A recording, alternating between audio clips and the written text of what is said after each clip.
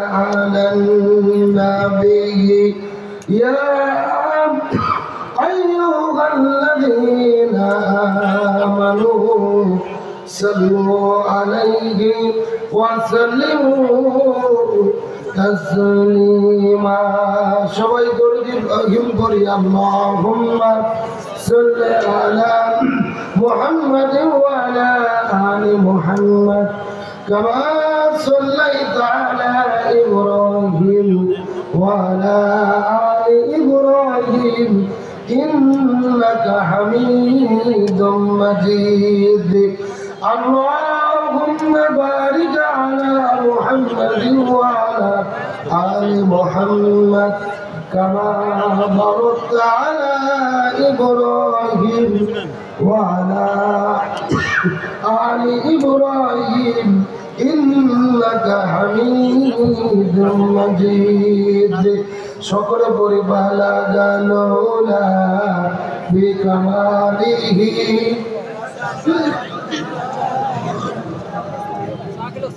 حسنت جميع خصاله صلوا শুধু ঘোষা বিচারে মধুর নীতি ব্যবিচারে নারী ধর্ষণ মানুষ খুনি জ্বলছে বাংলার জমি বিদায়ী হতে চলছেন নবীজি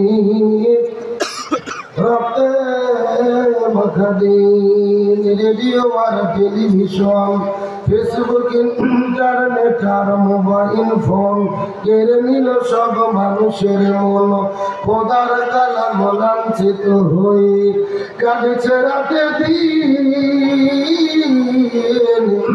বিদায়ী হতে চলছেন নবীজি রক্তে মাখা দিন তবে মানুষ তুমি মনে রেখো একদিন তোমার সোনার দেহ রবে না রে মাটির দেহ মাটির সাথে মিশবে রে ধুলাই কিসের টাকা কিসের বাড়ি কিসের জমিদারি সঙ্গে তোমার কেউ যাবে না পুরুষ কিংবা নারী বটবৃক্ষে কোন সে মহল কে দিল রে লতার গাছে কটু মৌমাছিরা কারু হুকুমি মৌচাকে দেয় মধু শিমুল গাছে কে দিল রে নরম নরম তুলা চৈত্র মাসে কারো হুকুমে জমিন মাঝে ধুলা পাখির কণ্ঠে কে দিল মিষ্টি মধুর গান চিন্তা করে দেখে রে মানুষ সবই মোদান আল্লাহ তাআলার দান কালেমালা ইলাহা ইল্লাল্লাহ জোরে লা ইলাহা ইল্লাল্লাহ আকসাতে লা ইলাহা ইল্লাল্লাহ সদ সূরজার গ্রহ তারা আল্লাহ নামের পাগল পারা সদ সূরজার গ্রহ তারা আল্লাহ নামের পাগল পারা আমার আল্লাহ নামের এতই ভয়ে আল্লাহ নামের এতই মায়া লুকিয়ে রেখেছেন হে আল্লাহ লা ইলাহা ইল্লাল্লাহ জোরে লা ইলাহা ইল্লাল্লাহ লা ইলাহা ইল্লাল্লাহ মুহাম্মাদুর রাসূলুল্লাহ সাইদ ভাইয়ের মা মুগ্ধ ভাইয়ের মা মালিক ভাইয়ের মা, সাব্বির ভাইয়ের মা, তোমরা বড়ই ভাগ্যবতী, আনলে ধরাই দিনের জ্যোতি। সালাম জানাই তোমায় ফেরেশতা, সালাম জানাই তোমায় ফেরেশতা।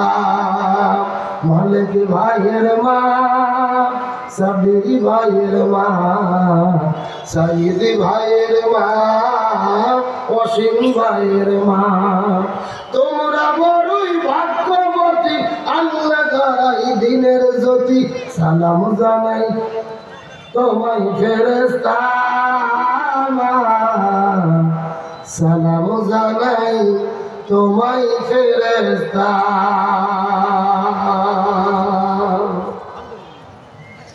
আলহামদুলিল্লাহ, পৃথিবীর মানচিত্রে প্রায় 2 শতাধিক স্বাধীন দেশের মধ্যে মুসলিম সংখ্যা গরিষ্ঠ দ্বিতীয় বৃহত্তম বাংলাদেশের ঐতিহ্যবাহী দিনাজপুর জেলার অন্তর্গত বীরগঞ্জ থানায় সরকারহাট হিলফুল পুজোর সংগঠনের উদ্যোগে আয়োজিত 4th বার্ষিক ঐতিহাসিক তাফসীরুল কোরআন মাহফিল।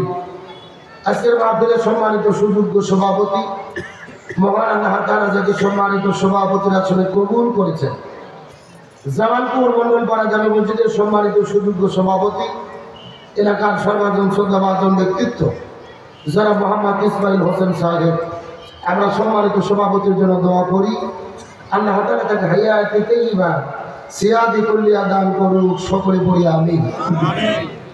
আজকের প্রোগ্রামের সম্মানিত প্রধান অতিথি পাল্টাপুর ইউনিয়ন পরিষদের সম্মানিত সুযোগ্য চেয়ারম্যান, এলাকার সর্বাজন শ্রদ্ধাভাজন ব্যক্তিত্ব প্রিয় ভাই জনাব মোহাম্মদ তৌহিদুল ইসলাম তৌহিদ সাহেব প্রধান অতিথিকে উপস্থিত আছেন।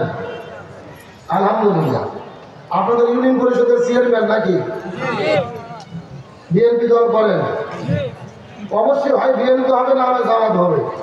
তার কারণ আওয়ামী লীগ যদি হতো আজকে খুঁজে পাওয়া এ সবাই আছে না বানাইছে? 14 গোষ্ঠী সহ পালিয়ে গেছেন। আমরা সম্মানিত চেয়ারম্যানের জন্য দোয়া করি আল্লাহ তাআলা প্রিয় ভাইয়ের সম্মান মর্যাদা বৃদ্ধি করে দিক, বলেন আমিন। আজকের প্রোগ্রামের সম্মানিত প্রধান মেহমান পাল্টাপুর ইউনিয়ন পরিষদের ইউপি সদস্য প্রিয় ভাই জনাব মোহাম্মদ শরীফুল ইসলাম শরীফ, আল্লাহ তাআলা তাকেও কবুল করুক, বলেন আমিন। আজকের প্রোগ্রামের বিশেষ অতিথি, আমন্ত্রিত ওলামায়ে কিরাম, বিশেষ করে আমি আসার পূর্ব মুহূর্ত পর্যন্ত কোরআন এবং হাদিসের আলোকে যে অত্যন্ত গুরুত্বপূর্ণ আলোচনা করে শোনালেন আন্তর্জাতিক খ্যাতি সম্পন্ন মুফাসসির, আমার অত্যন্ত কাছে স্নেহভাজন প্রিয় বড় ভাই জনাব হাফেজ মাওলানা আবুল কাশেম সরকার দিনাজপুরি, আপনাদের দিনাজপুর জেলার কৃতি সন্তান, কথা বলেছেন আপনাদের মাঝে দীর্ঘক্ষণ। আপনাদের কেমন লেগেছে? আমার আরো আগে আসার কথা ছিল, কিন্তু আমি মাইকে তার আলোচনা শুনতেছিলাম মুগ্ধ হয়ে। চমৎকার কথা বলেছেন, আপনাদের মন মুগ্ধ করে দিয়েছেন। আমার প্রিয় ভাই আবুল কাশেম সরকার আমার অত্যন্ত মহব্বত এবং ভালোবাসা।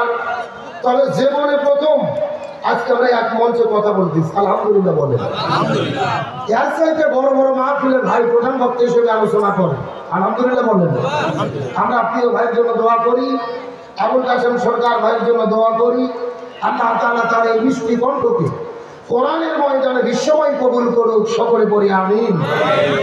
আমার সামনে উপস্থিত দিনদার পরেশগার ইমানদার প্রত্যেক ভাইরা, পর্দার অন্তরালে অবস্থানরত মা এবং বোনেরা, সকলের প্রতি শ্রী মোতাবেক শুভেচ্ছা জ্ঞাপন করে দীর্ঘ 1 বছর পরে বাক স্বাধীনতা ফিরে পাওয়ার পরে স্বৈরাচার মুক্ত নতুন বাংলাদেশে আপনাদের কাছে জিজ্ঞেস করতে চাচ্ছি, ও দিনাজপুরবাসী, আপনারা সকলে কেমন আছেন?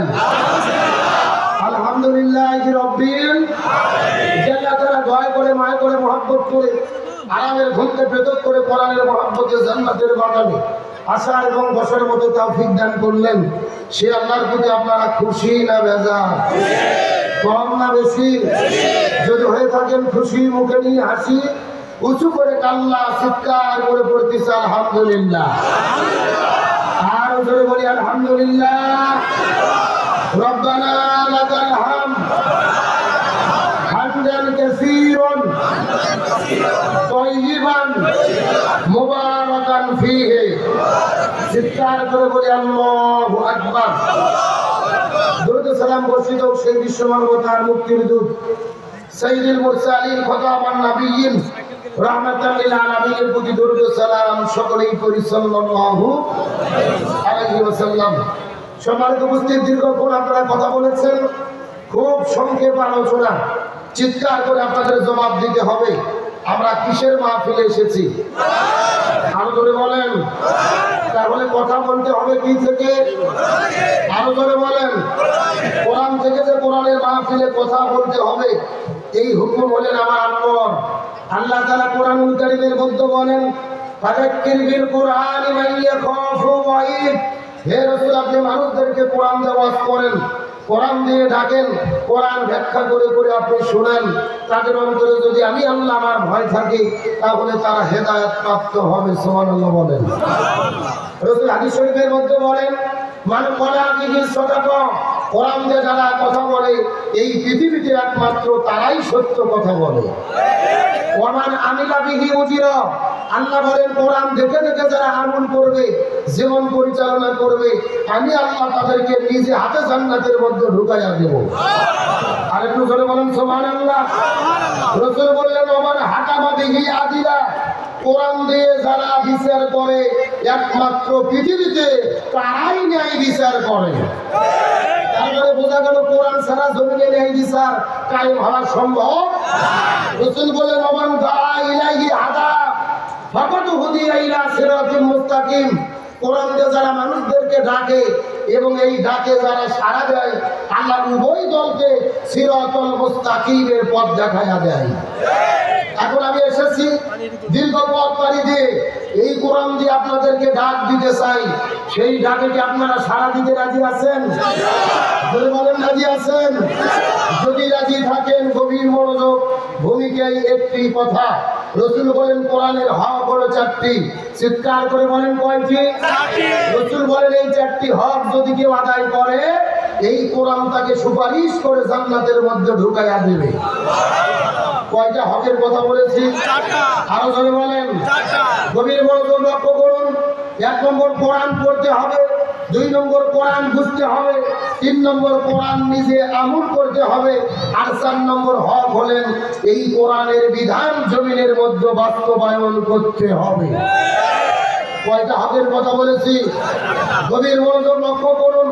আপনার ইমাম, আমার ইমাম, বড় ইমাম, ৪ ইমামের এক ইমাম, ইমাম আজম আবু হানিফা রাহমাতুল্লাহ আলাইহি যতদিন কোরআন পড়েছে তার কোনো বিপদ ছিল না। যতদিন কোরআন বুঝেছে তার কোনো বিপদ ছিল না। যতদিন তিনি কোরআন নিজে আমল করেছে তার কোনো বিপদ ছিল না। যখন তিনি বলেছেন শুধু কোরআন পড়লে হবে না, শুধু বুঝলে হবে না, এই কোরআন যে জমিনে বিচার ফায়সালা করতে হবে, তখনই ইমাম আবু হানিফা রাহমাতুল্লাহ আলাইহিকে জালেমের বাচ্চারা ২ বছর জেলে বন্দী করে রেখেছিল। গভীর মনোযোগ লক্ষ্য করুন। আমাদের নবী বিশ্বনবী মুহাম্মদ রাসূলুল্লাহ সাল্লাল্লাহু আলাইহি ওয়াসাল্লাম, রাসূল যতদিন কোরআন পড়েছে রাসূলের কোনো বিপদ ছিল না। যতদিন রাসূল কোরআন বুঝেছে রাসূলের কোনো বিপদ ছিল না।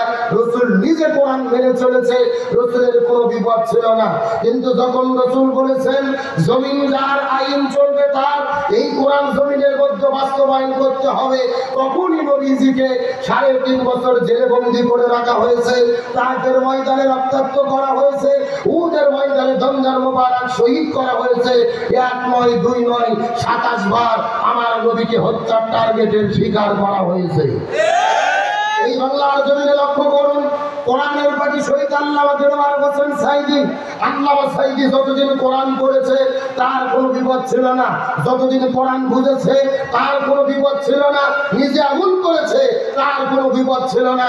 কিন্তু আল্লামা সাইদি যখন ঘোষণা করেছিলেন জমিন যার আইন চলবে তার, এই কোরআন দিয়ে এই বাংলাদেশ নামক রাষ্ট্র পরিচালনা করতে হবে, তখন আল্লামা সাইদিকে ১৩ বছর জেলে বন্দী রেখে হসপিটালে ভর্তি করে ইনজেকশনের সিরিজে বিষ ঢুকাইয়া আল্লামা সাইদিকে পরিকল্পিতভাবে হত্যা করা হয়েছে।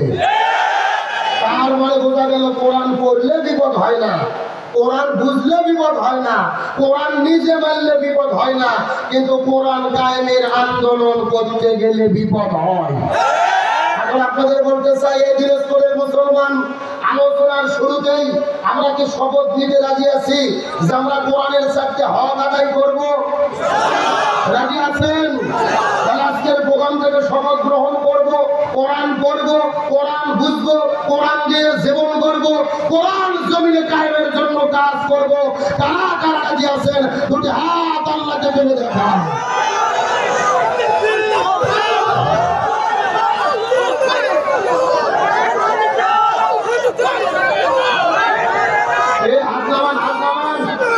আপনারা যে তাকবীর দিলেন, স্বৈরাচার হাসিনা সীমানার কাছে থেকে আজকে দেশ ঢুকবে। এই দেখি মাঝখান থেকে একজন ভালো করে তাকবীর দেন তো দেখি।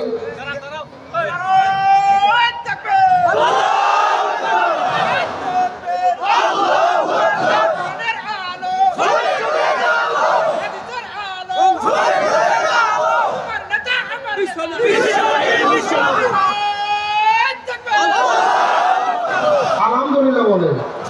এ তো বাঘের বাচ্চা। এই এক কাপ চা দেন। আমার চা খাওয়ার দরকার নাই। এ যতক্ষণ ঠিক আছে আলোচনা ততক্ষণ চলবে ইনশাআল্লাহ বলেন।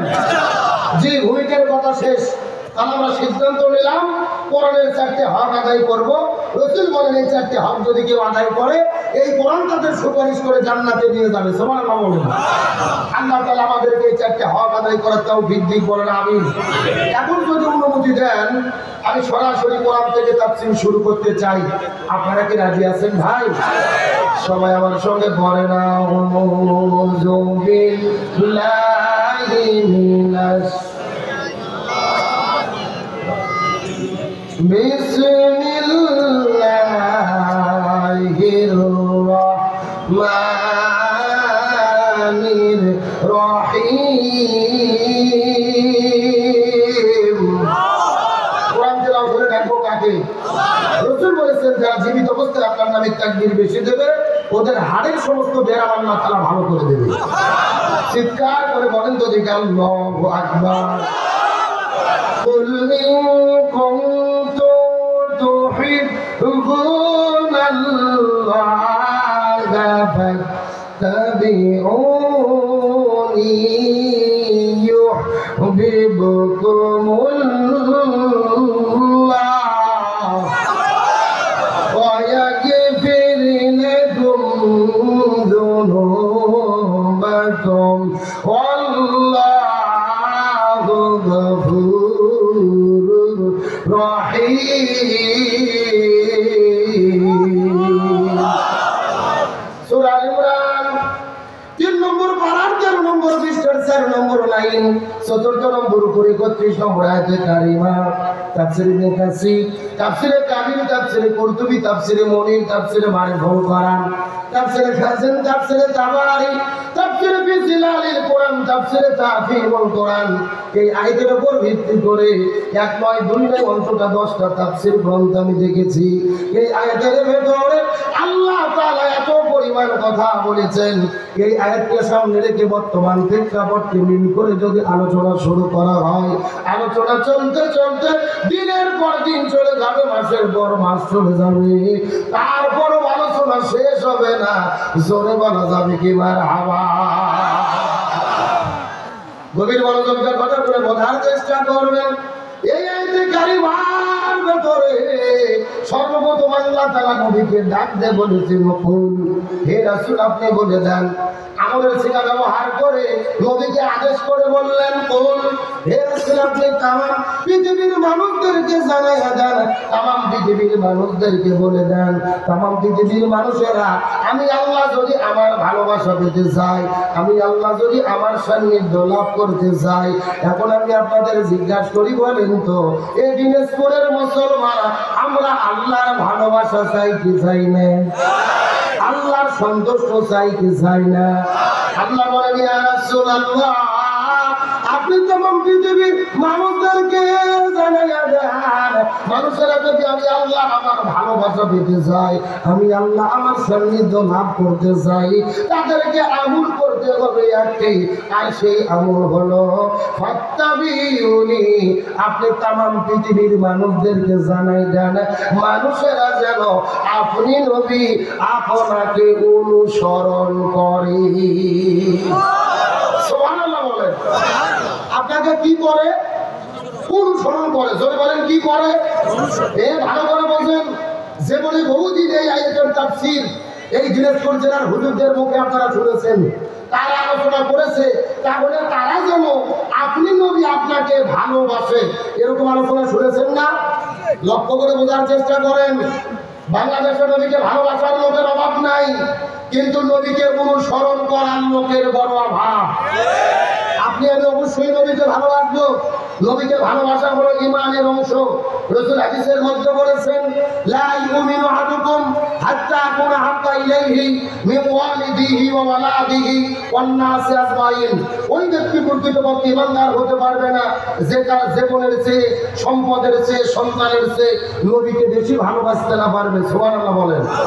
তাহলে আমরা নবীকে অবশ্যই ভালোবাসবো। তবে এই আয়াতের দাবি হলো শুধুমাত্র ভালোবাসলে হবে না, ভালোবাসার পাশাপাশি ফাত্তাবিউনি, নবীকে অনুসরণ করতে হবে। জোরে বলেন কি করতে হবে? সবাই জবান বলেন কি করতে হবে? এই মূল পয়েন্ট যদি না বোঝেন পুরো আলোচনা বুঝবেন না। এই দেশে নবীকে ভালোবাসার লোকের অভাব নাই।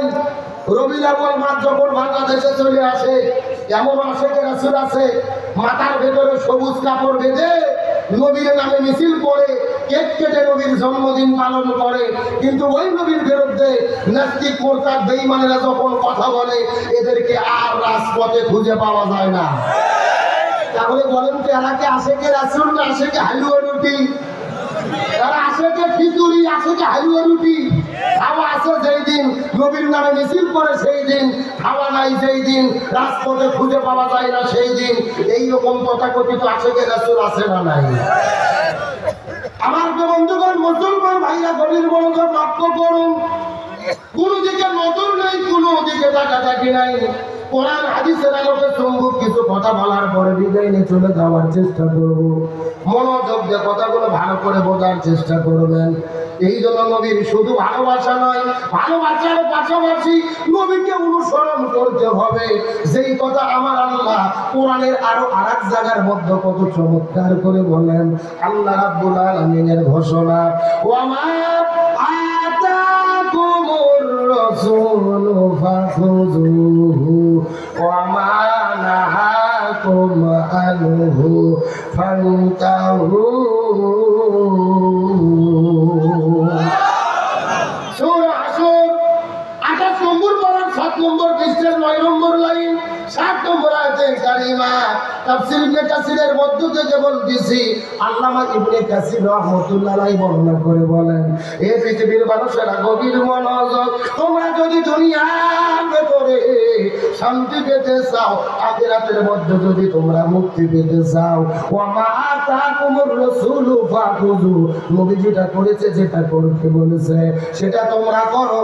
ওয়া মা নাহাকুম আনহু ফান্তাহু, নবী যেটা করে নাই, যেটা করতে নিষেধ করেছে সেটা থেকে তোমরা দূরে থাকো। তার মানে বোঝা গেল নবী পুরো জীবনের ভেতরে যা যা করেছে আমাদেরকেও তাই তাই করতে হবে। আর নবী যেটা করে নাই আমাদের সেটা করা যাবে না। চিৎকার করে বলেন তো দেখি, হুকুম কার? আরো জোরে। এই দিনে চলে মুসলমান, গভীর মনোযোগ লক্ষ্য করুন। নবী পুরো জীবনের মধ্যে কি কি করেছে আর আমাদের জন্য কি কি করা দরকার, এই বিষয়টা বোঝানোর পরে আপনাদের মধ্য থেকে বিদায় নিয়ে চলে যাওয়ার চেষ্টা করব। কথাগুলো সুন্দর করে বোঝার চেষ্টা করবেন। আমার নবীজি ওই মক্কা থেকে মদিনার ভেতরে হিজরত করে চলে গেলেন। ওই মদিনায় যাওয়ার পরে মদিনা নামক একটা রাষ্ট্র গঠন করলেন।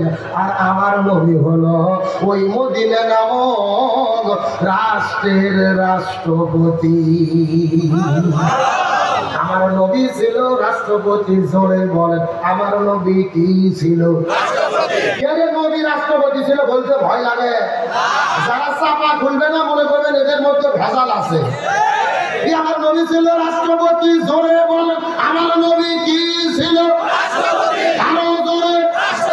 এখন আমি আপনাদেরকে জিজ্ঞাসা করি, এই দিনাজপুরের মুসলমান চিন্তা ভাবনা করে উত্তর দেন তো দেখি, আমার নবী যদি রাষ্ট্রপতি থেকে থাকে তাহলে আমাদেরকে এই হুজুরদেরকে রাষ্ট্রপতি হওয়ার দরকার আছে না নাই? এই করলেই বিপদ। এই ওয়াজ করলে কি আমরা যদি বলি খাবার পরে মিষ্টি খাওয়া সুন্নাত, সবাই বলে সুবহানাল্লাহ সুবহানাল্লাহ, তার মানে আরো খাবার চাই, আরো যদি বলেন। কিন্তু আমরা যখনই বলি জেলে যাওয়া সুন্নাত, আমার নবী 3.5 বছর ধরে ঠিক আবু তালিব নামক জেলের মধ্যে বন্দী ছিল। নবীর তরিকায় জেলের মধ্যে যাওয়া সুন্নাত। নবী তাকের ময়দানে রক্ত ঝরিয়েছে, নবীর তরিকায় শরীর থেকে রক্ত ঝরানো সুন্নাত। আমার নবী উহুদের প্রান্তরে দান মোবারক শহীদ করেছে, ওই নবীর তরিকায় প্রয়োজনে দাগ করা সুন্নাত। আমার নবী 10 বছর কোরআন দিয়ে মদিনা নামক রাষ্ট্র পরিচালনা করেছে, ওই কোরআন দিয়ে রাষ্ট্র পরিচালনা করা সুন্নাত। তখনই কিছু লোক লাভ দিয়ে উঠে বলে যে আব্দুল সালাম যুক্তিবাদী হুজুর মনে হয় রাজনীতি করেন। কথা বলেন, এদের কাছে নামাজ রোজা হজ যাকাত রাজনীতি মনে হয় না, জিকির তাসবিহ রাজনীতি মনে হয় না। নবীর তরিকায় জেলেবন্দি হওয়া, নবীর তরিকায় রক্ত ঝরানো, নবীর তরিকায় কোরআন দিয়ে দেশ পরিচালনা করা রাজনীতি মনে হয়। এরা কপাল পোড়া, আমার নবীজির সিরাতকে তারা বুঝতে পারে না। অত সোজা নয়। আমার নবী ছিল মসজিদুল নববীর ইমাম, আবার মদিনা নামক রাষ্ট্রের রাষ্ট্রপতি। তার মানে বোঝা গেল রাসূলের সিরাতের শিক্ষা হলো যিনি মসজিদের ইমাম হবে তাদেরকেই সমাজের ইমাম হতে হবে।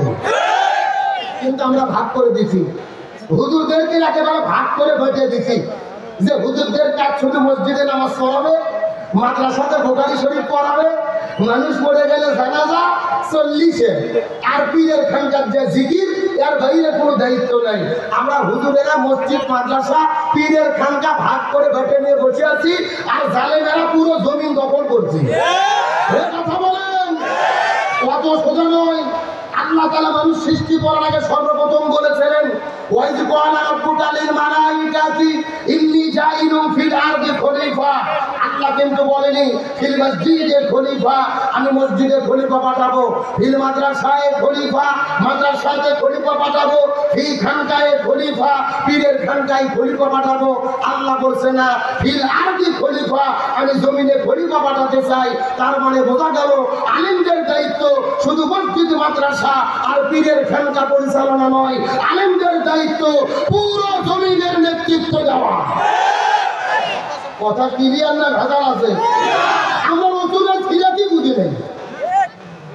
আমার বন্ধুগণ, মুসলমান ভাইরা মনে কষ্ট নেই, আপনাদের মধ্যে কথা একটা শেয়ার করতে হচ্ছে।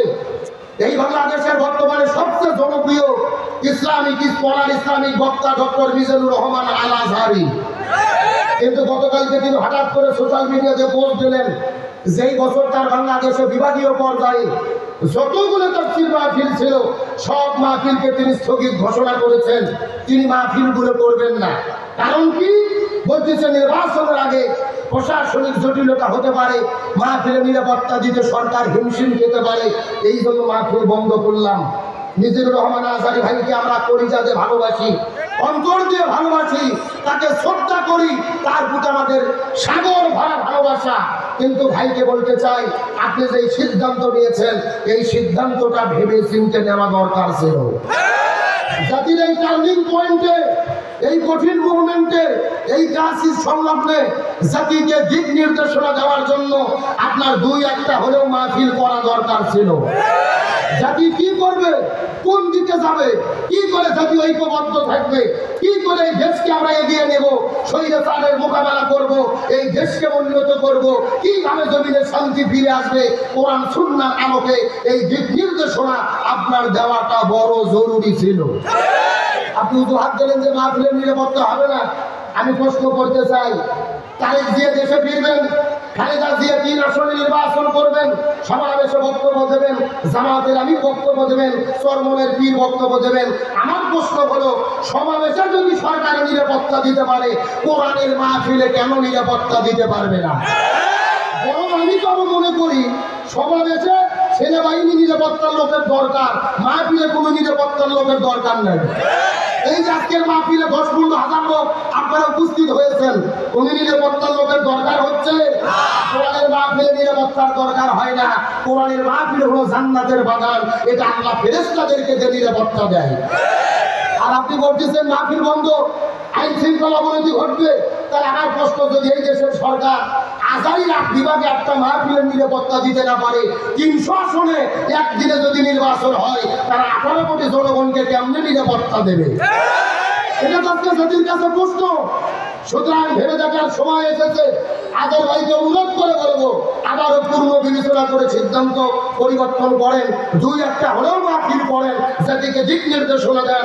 আর সরকারকে বলবো, ইসলামের অনুষ্ঠান নিয়ে দয়া করে টাল বাহানা করবেন না। এই মাসের 26 তারিখে ডাক্তার জাকির নায়েকের আসার কথা ছিল বাংলাদেশে। আপনারা কি জানেন? এই দেশের সরকার সফর বাতিল করে দিয়েছে। বলতেছে নিরাপত্তা দিতে পারবো না। যদি এক ডাক্তার জাকির নায়েকের নিরাপত্তা দিতে না পারেন, আপনাদের পদত্যাগ করা দরকার। আপনার দেশের কিসের নিরাপত্তা দেবেন? এক জাকির নায়েককে আসতে দিল না, কারণ একটাই, ভারত নিষেধ করেছে। ওই ভারত বলেছিল যে ডাক্তার জাকির নায়েক অপরাধী, তাকে গ্রেফতার করে আমাদের হাতে উঠাইয়া দিতে হবে, ফেরত দিতে হবে। তবে ভারতকে বলতে চাই, তোমরা ডাক্তার জাকির নায়েককে ফেরত চাচ্ছ, যে 2000 মানুষকে হত্যা করে ওই স্বৈরাচার ডাইনি হাসিনা দিল্লিতে পালিয়ে আছে, ওকে ফিরাইয়া দাও। কথা বল না, ওকে তোমরা বউ সাজাইয়া স্বামীর আদর দেবা, আর ডাক্তার জাকির নায়েককে ফেরত চাবা। এটা মামু বাড়ির আবদার ছাড়া কিছু হতে পারে না। কিন্তু সরকার ওই ভারতকে খুশি করার জন্য জাকির নায়েকের সফর বাতিল করেছে। এর দ্বারা তৌহিদি জনতার মনের মধ্যে আঘাত লেগেছে। সরকারকে বলতেছে, আপনার ক্ষমতায় টিকে আছেন আলেমদের সমর্থনের কারণে। সুতরাং ইসলামের উপর আঘাত আছে, কোরআনের উপর আঘাত আছে। দয়া করে এমন সিদ্ধান্ত থেকে আপনাদের ফিরে আসতে হবে।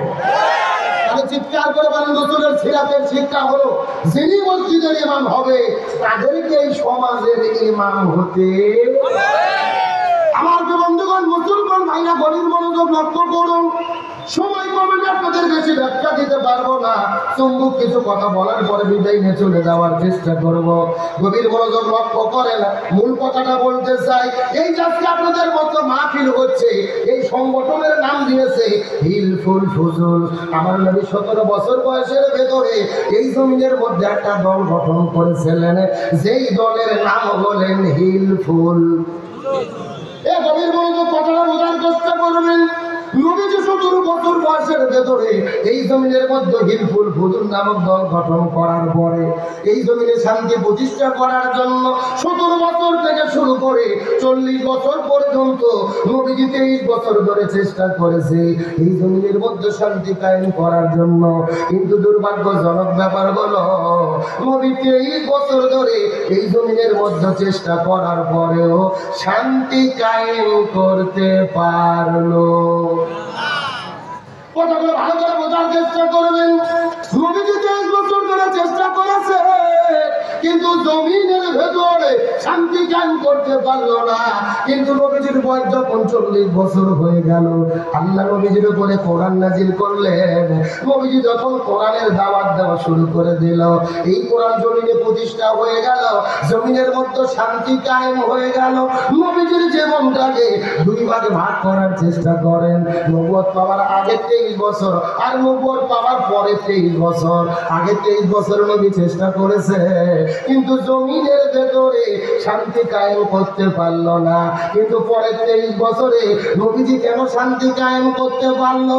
এর পেছনে কারণ হলো, আগের 23 বছরের ভেতরে নবীজির কাছে দল ছিল, কিন্তু নবীজির দলের ভেতরে আল্লাহর কোরআনের সংবিধান ছিল না।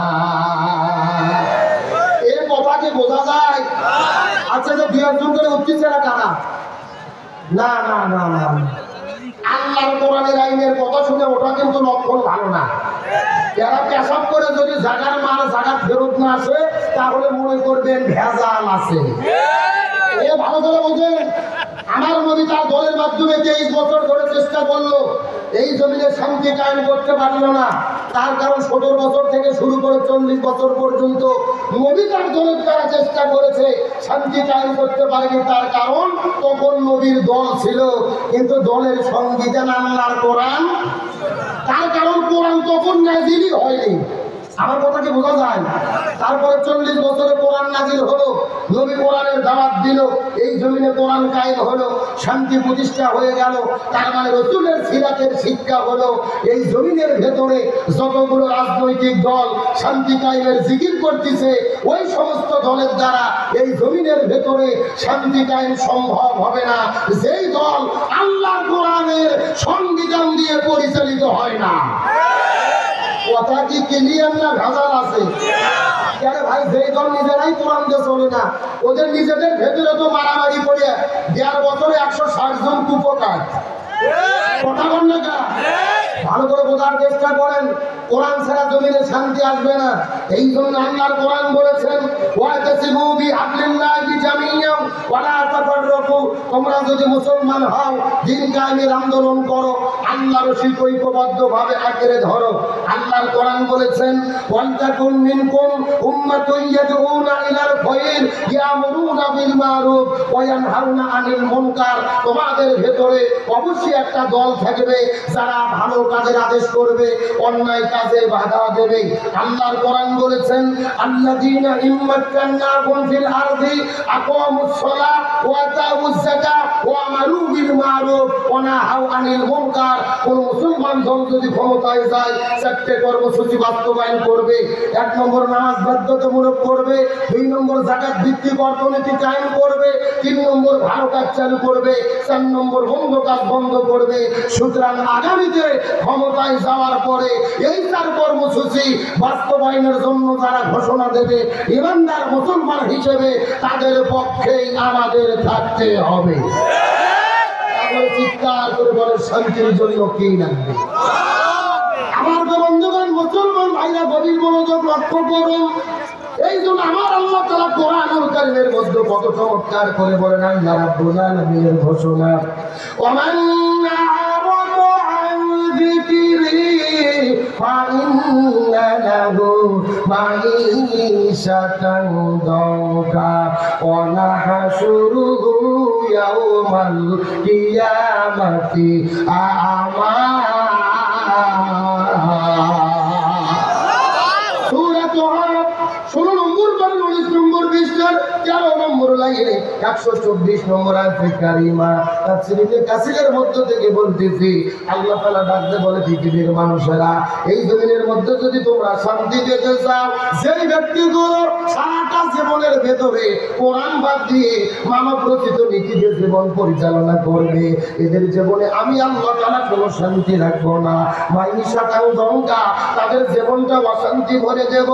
আর এই দুনিয়ার ভেতরে যারা কোরআন মেনে চলবে না, হাসরের ময়দানে তাদের 2 পক্ষে কানা করে অন্ধ করে হাসরে উত্তোলন করা হবে। জোরে বলেন নাউজুবিল্লাহ। এই জমিনের মধ্যে যারা কোরআন মেনে চলবে না, তাদের জীবনকে দনকা অশান্তি বানাইয়া দেবে কে? আর হাসরের ময়দানে তাদের চোখকে কানা করে অন্ধ করে কে উঠাবে? তাহলে জোরে বলেন একটা কথা, শান্তির জন্য কি লাগবে?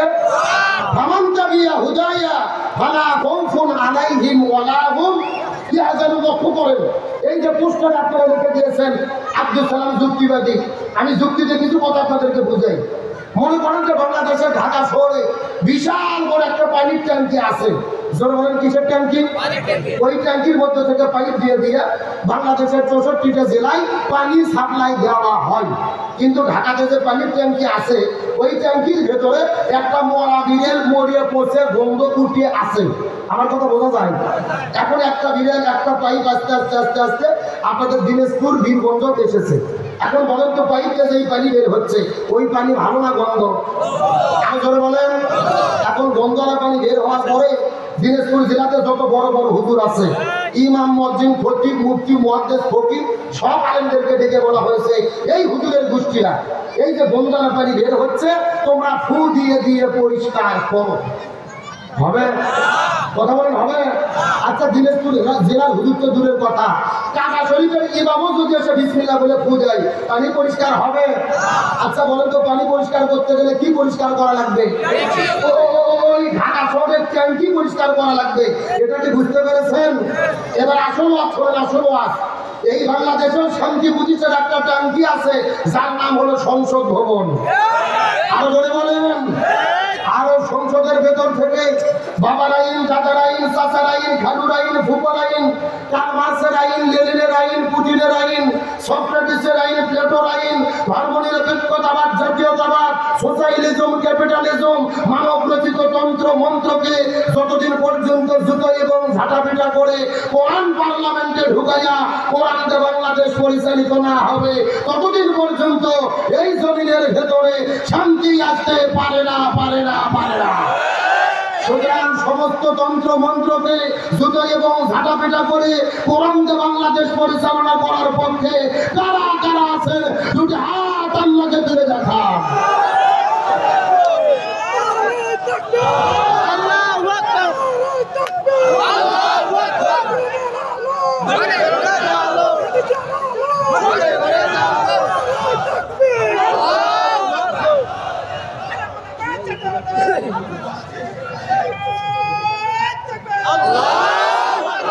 আপনাদের কি কষ্ট হচ্ছে?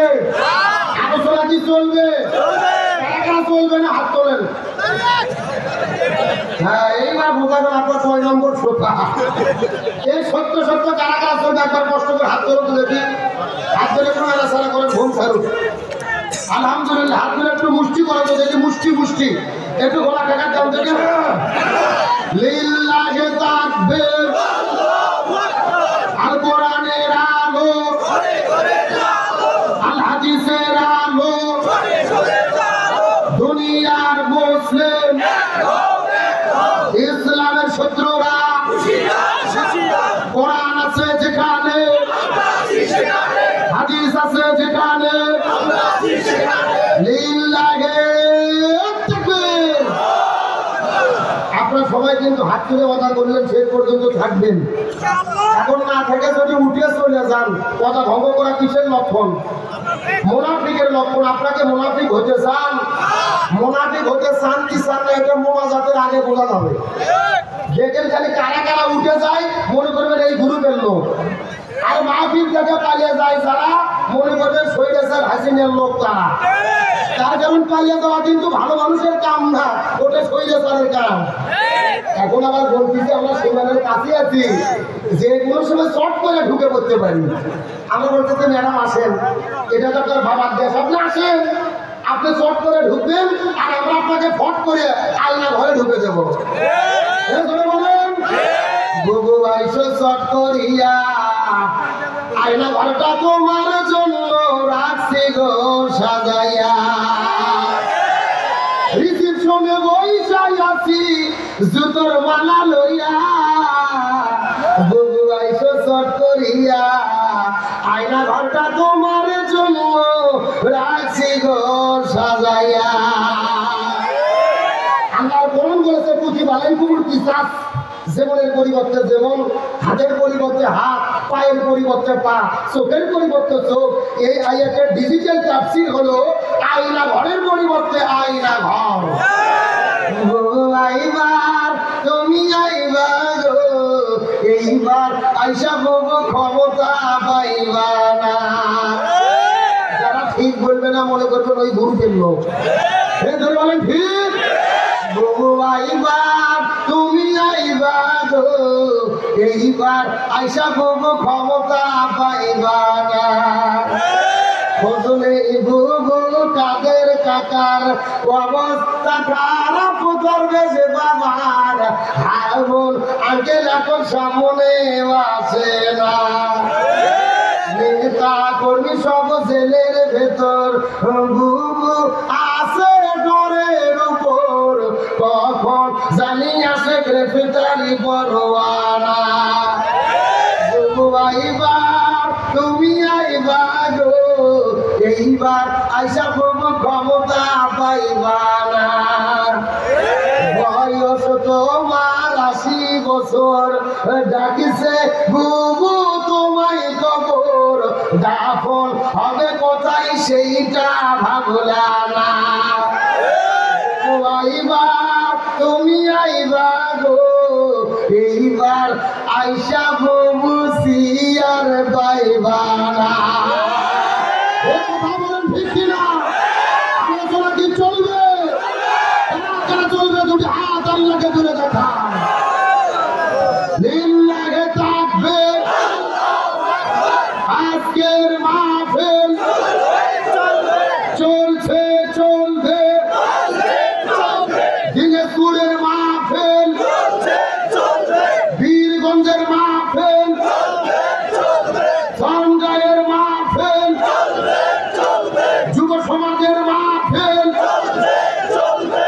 যখন চলবে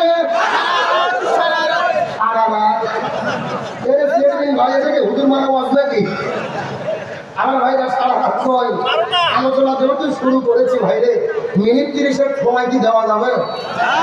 চলবে চলবে। আমি জানতে চাচ্ছি গাড়ি আছে এরা কারা? ওরা কারা? কোথা থেকে এলো? এ ভাই অনুরোধ করে বলতেছে 30 মিনিট ওয়াজ করবো। যে যেখানে আছেন বসেন, পেছনে ভাইরা দল করে বসে যান। এই বসেন বসেন।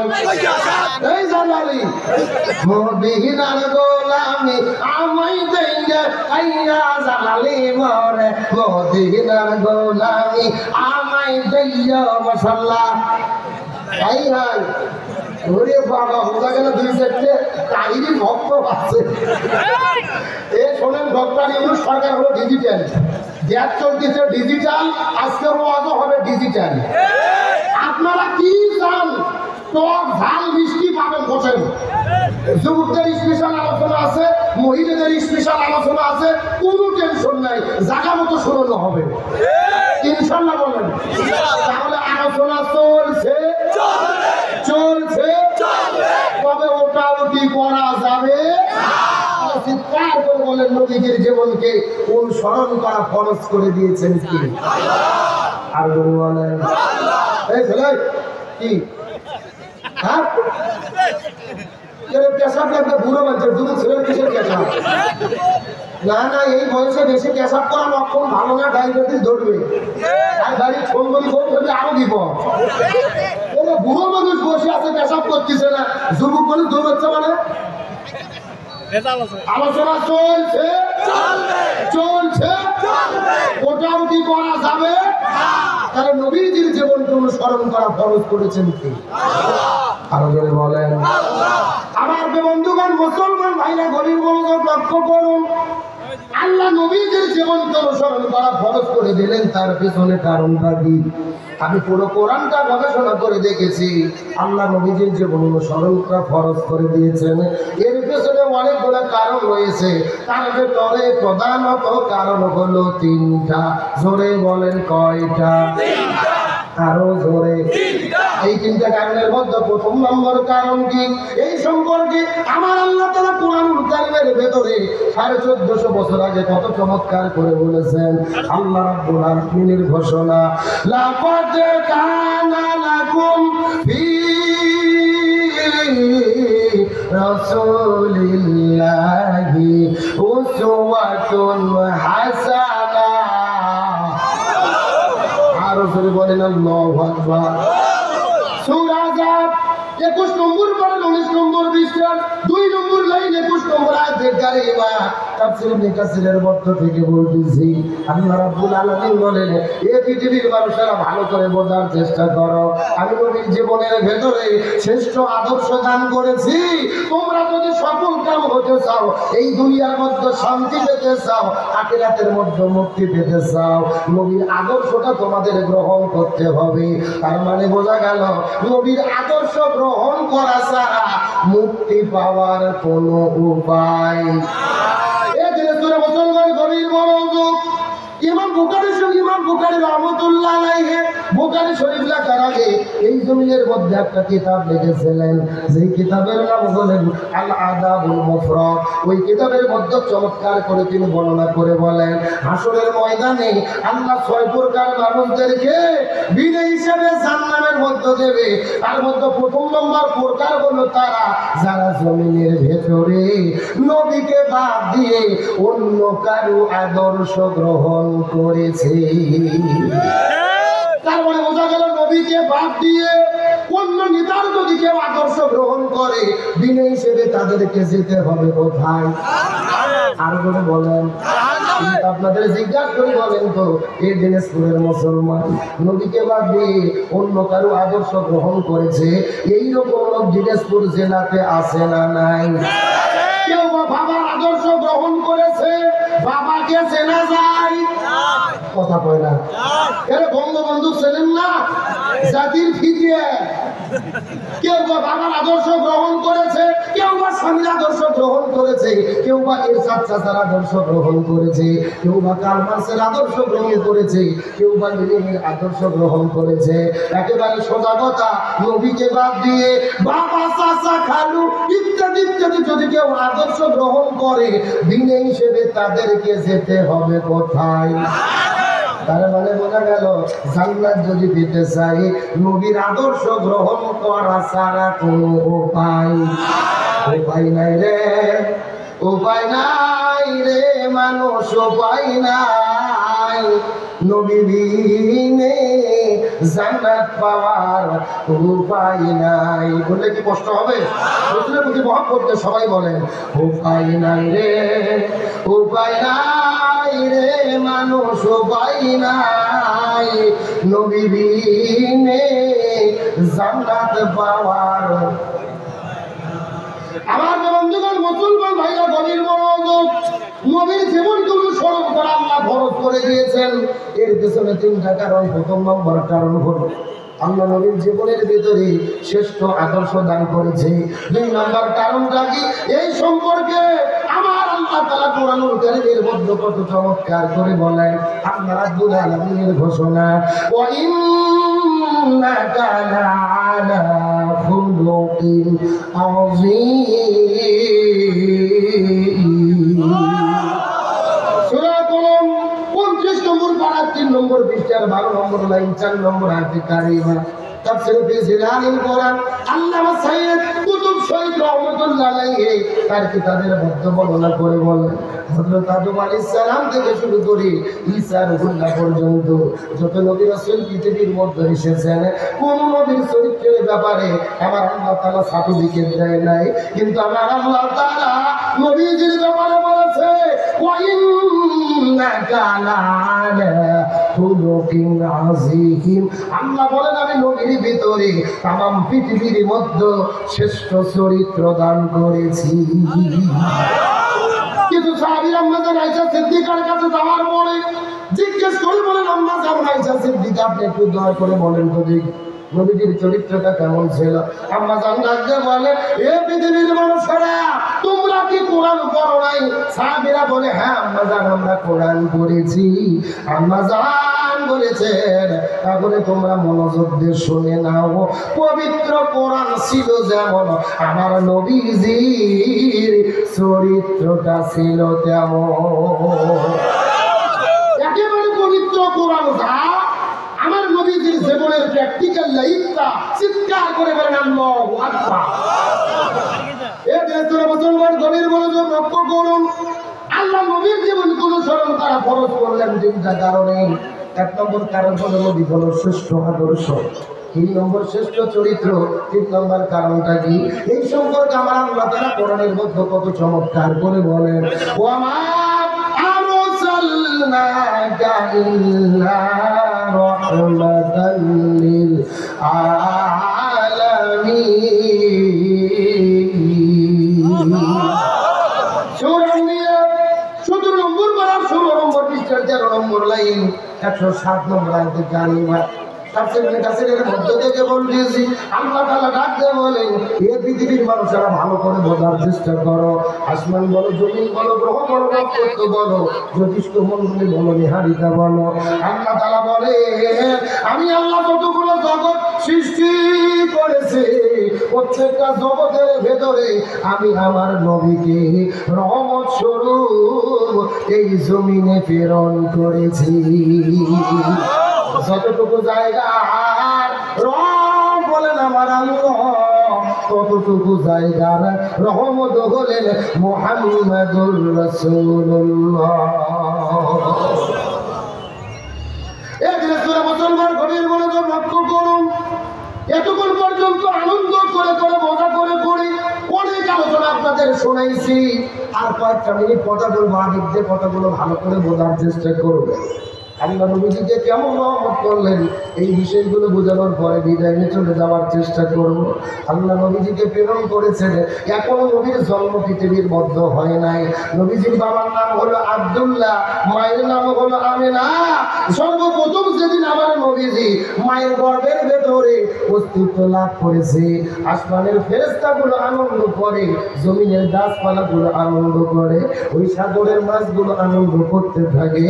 এক সাগরের এক পাশের মাছগুলো আর এক পাশের মাছের কাছে গিয়ে গিয়ে কানে কানে ডেকে ডেকে বলে, তোমরা জানো নাকি আখির জামানার পয়গম্বরের জমিনে অস্তিত্ব লাভ হয়ে গেছে। মুসলমান গভীর মনোযোগ লক্ষ্য করুন। এমনকি সর্বপ্রথম যেদিন আমার নবীজি মায়ের গর্ভের মধ্যে অস্তিত্ব লাভ করলেন, আমিনার গর্ভের মধ্যে যেই দিন অস্তিত্ব লাভ করেছে, আমিনা সেই দিন ঘর থেকে বের হওয়ার পরে মক্কার জমিনে যখন হেঁটে যাওয়া শুরু করেছে, তার শরীরের মধ্য থেকে সুঘ্রাণ বের হতে হতে পুরো মক্কা শহরের ভিতরে তার সুঘ্রাণ ছড়িয়ে পড়েছে। মক্কার মানুষেরা বড় টেনশনের মধ্যে পড়ে গেলেন। সবাই মিলে দল বেঁধে মিছিল করতে করতে নবীজির দাদা আব্দুল মুত্তালিবের কাছে চলে গেলেন। মিছিল করতে করতে যাওয়ার পরে আব্দুল মুত্তালিবকে ডাক দেয়, বলো সর্দার, আমাদের এলাকার রীতি এবং নীতি হলো যেই মহিলাটার স্বামী মারা যাবে ওই মহিলা সুগন্ধি ব্যবহার করতে পারবে না, কিন্তু আপনার পুত্রবধূ কেন শরীরের মধ্যে সুঘ্রাণ ব্যবহার করে, আর শরীরের মধ্য থেকে কেন সুঘ্রাণ বের হয়, আর জবাব না দেওয়া পর্যন্ত আপনার বাড়ি ছেড়ে যাব না। আব্দুল মুত্তালিব স্ত্রীকে সঙ্গে করে নিয়ে আমিনার কাছে চলে গেলেন। আমিনাকে ডাকতে বলে, আমিনা, এ মা, তুই তো আমাদের নাকটা কেটে ফেলবি, নাক কান গলাগুলো কেটে ফেলবি, এই মক্কার মানুষের কাছে কি অপমানিত করবি রে মা, তুই কেন শরীরের মধ্যে সুঘ্রাণ ব্যবহার করিস? আমিনা ডাকতে বলে, বাবা, মিথ্যা কথা বলবো না, কসম করে বলি আমি শরীরের মধ্যে কোনো সুঘ্রাণ ব্যবহার করি নাই, কিন্তু কয়েকদিন আগে আমার গর্ভের ভেতরে একটা সন্তানের অস্তিত্ব লাভ হয়ে গেছে। ওই সন্তান অস্তিত্ব লাভ করার পরে আমার জীবনের ভেতরে এমন সব আশ্চর্যজনক ঘটনা ঘটা শুরু করেছে, যেই রকম আশ্চর্যজনক ঘটনা দুনিয়াতে কোনোদিন দেখি নাই। আমার গর্ভের ভেতরে প্রথম যেই দিন সন্তানের অস্তিত্ব লাভ হয়ে গেল, আমি লক্ষ্য করে দেখি আমার ঘরের দরজা জানালা গুলো আমাকে সালাম বলা শুরু করে দিয়েছে। ওই ঘরের ধুলো বাড়ি কোনাগুলো আমাকে সালাম বলা শুরু করে দিয়েছে। বাবা, এই জায়গার মধ্যে শেষ নয়, যখন আমার গর্ভের মধ্যে সন্তান অস্তিত্ব লাভ হয়ে গেল, আমি লক্ষ্য করে দেখতে পারি আল্লাহর পক্ষ থেকে 1 নয় 2 নয় 12 জন আল্লাহর পয়গম্বর ঘরের মধ্যে আগমন করলেন। আমাকে সালাম সালাম জানিয়ে দিয়ে গেলেন, আমাকে আদর করলেন, আমার জন্য দোয়া করে গেলেন। এই জায়গার মধ্যে শেষ নয় বাবা, আমার গর্ভের ভেতরে সন্তান যখন অস্তিত্ব লাভ করেছে, লক্ষ্য করে দেখতে পারি জান্নাতের মধ্য থেকে 3 জন মহিয়সী নারী আমার ঘরের মধ্যে আগমন করেছে। একজনের নাম হলো ইমরাতু আসিয়া, ইমরাতু ফিরাউন, ফিরাউনের স্ত্রী আসিয়া আলাইহিস সালাম। 2 নম্বর উম্মে ঈসা, ঈসা আলাইহিস সালামের মা মারিয়াম আলাইহিস সালাম। 3 নম্বরে উম্মে মুসা, মুসা আলাইহিস সালামের বোন কুলসুম আলাইহিস সালাম। এই 3 জন মহিয়সী নারী জান্নাতের মধ্য থেকে জান্নাতের মালা এনে আমার গলার মধ্যে পরাই দিয়ে ডাকতে বলে, আমিনা রে, তুই যেন তেন কোনো মহিলা নয়, তোর গর্ভের ভেতরে আগমন করবে আখেরি জামানার পয়গম্বর। লিল্লাহি তাকবীর। আমিনা ডাকতে বলে, বাবা, এই জায়গার মধ্যে শেষ নয়, এই 3 জন মহিয়সী নারী আমার গলার মধ্যে ফুলের মালাটা দিয়ে আমাকে দোয়া করে দেন। ঘোষণা দিয়ে গেলেন, হবে না, আল্লাহর পক্ষ থেকে আমরা 3 জন মহিয়সী নারী তোমার কাছে এসেছি, তার কারণ হলো ওই জান্নাতের ভেতরে আমাদের 3 জন মহিলাকে আল্লাহ তাআলা রাসূলের স্ত্রীর মর্যাদা দেবে। আমি রাখতে পারে, বাবা, এই জায়গার মধ্যে শেষ নয়, আমার গর্ভের মধ্যে সন্তানের যত অস্তিত্ব হয়ে গেছে, আমি ঘরের মধ্য থেকে বের হয়ে টাকের মধ্যে কলসটা নেওয়ার পরে কূপের মধ্যে যখন পানি উত্তোলন করার জন্য গেল, কূপের কাছে যাওয়ার পরে লক্ষ্য করে দেখি ওই কূপের ভেতর থেকে পানিগুলো টকবক টকবক টকবক টকবক করে বের হয়ে উপর দিকে চলে আসে। ওই কূপের পানিগুলো কূপের মুখের কাছে আসার পরে ডাকতে বলে, আমিনা রে, তোমাকে কষ্ট করতে হবে না, তোমার গর্বের মধ্যে আখিরি জামানার পয়গম্বর, তুমি যদি হুকুম করো আমরা কূপের পানি তোমার ঘরের দরজায় যেতে চাই। একটু জোরে বলেন না সুবহানাল্লাহ। আমার বন্ধুগণ, মুসলমান ভাইয়া গভীর মনোযোগ লক্ষ্য করো। এই জন্য আমি না ডাকতে বলে, বাবা ওই কূপটা যখন আমি ছেড়ে চলে যাই, কূপের পানিগুলো সঙ্গে সঙ্গে নিচের দিকে চলে যায়। ওই মক্কার মহিলাগুলো আমাকে ডাকতে বলে, আমি না, খবরদার তুমি কূপ ছেড়ে যাবা না, তুমি ছেড়ে গেলেই কিন্তু কূপের পানি নিচে চলে যাবে, বরং তুমি দাঁড়িয়ে থাকো, তোমার ওসিলাই আমরা পানিগুলো সংগ্রহ করতে চাই। এই কথা বলার পরে আমি না মুখের মধ্য থেকে থুতু বের করে তার শ্বশুর আব্দুল মুত্তালিবের সামনে বেঁধে দিলেন। লক্ষ্য করে দেখা গেল তার থুতুর মধ্য থেকে সুগ্রাম বের হয়ে ওই ঘরটা বের হয়ে পুরো মক্কা শহরের মধ্যে সুগন্ধ প্রবাহিত হতে থাকে। আমি না ডাক দিয়ে বলে, বাবা এখান থেকে প্রমাণ হয়ে গেল আমার শরীরের মধ্য থেকে যেই সুগ্রামটা প্রবাহিত হয় এটা আমার সুগ্রাম নয়, বরং আমার গর্ভের ভেতরে যেই অনাগত সন্তান এসেছে ওই সন্তানের কারণে জমিনে সুগ্রাম নির্গত হয়। আমার নবী যে জমিনের মধ্যে যখন আগমন করেছেন সময়, ওই সময়টা কিন্তু দিনও ছিল না, সময়টা কিন্তু রাতও ছিল। আল্লাহ প্রথম সিদ্ধান্ত নিলেন নবীকে দিনের বেলা জমিনের মধ্যে প্রেরণ করবেন। রাত আল্লাহর কাছে ফরিয়াদ করে বলে, আল্লাহ আমরা কি অপরাধ করেছে, দিনের বেলা কেন নবীকে প্রেরণ করবেন? আল্লাহ সিদ্ধান্ত নিলেন নবীকে রাতের বেলা প্রেরণ করবেন। দিন আবার আল্লাহর কাছে আরজি করে বলেন, আল্লাহ আমরা কি অপরাধ করলাম, আপনি নবীজিকে কোন রাতের বেলা প্রেরণ করবেন? এই জন্য আমার আল্লাহ তাআলা নবীজিকে দিনেও প্রেরণ করেন নাই, রাতেও প্রেরণ করেন নাই, বরং দিন এবং রাতের মধ্যবর্তী সময় ওই সুবহে সাদিকে আল্লাহ নবীজিকে প্রেরণ করেছে। চেষ্টা করেন নবীজির মহব্বত করি যার ভেতরে নিয়ে আবেগ নিয়ে শেষ কথাগুলো নবীর প্রতি ভালোবাসা নিয়ে বোঝার চেষ্টা করবে। নবীজির মামিনা বলে, কসম করে বলে, আমি আমার সন্তানকে এই দুনিয়ার মধ্যে প্রসব করেছি। এই পৃথিবীর চিকিৎসা বিজ্ঞানী গুণ করেছে এই দুনিয়ার মধ্যে সবচাইতে কষ্টের কাম হলো সন্তান প্রসব করা। সন্তান প্রসবের মধ্যে এত কষ্টের কাম এই দুনিয়ার মধ্যে একটাও হতে পারে না।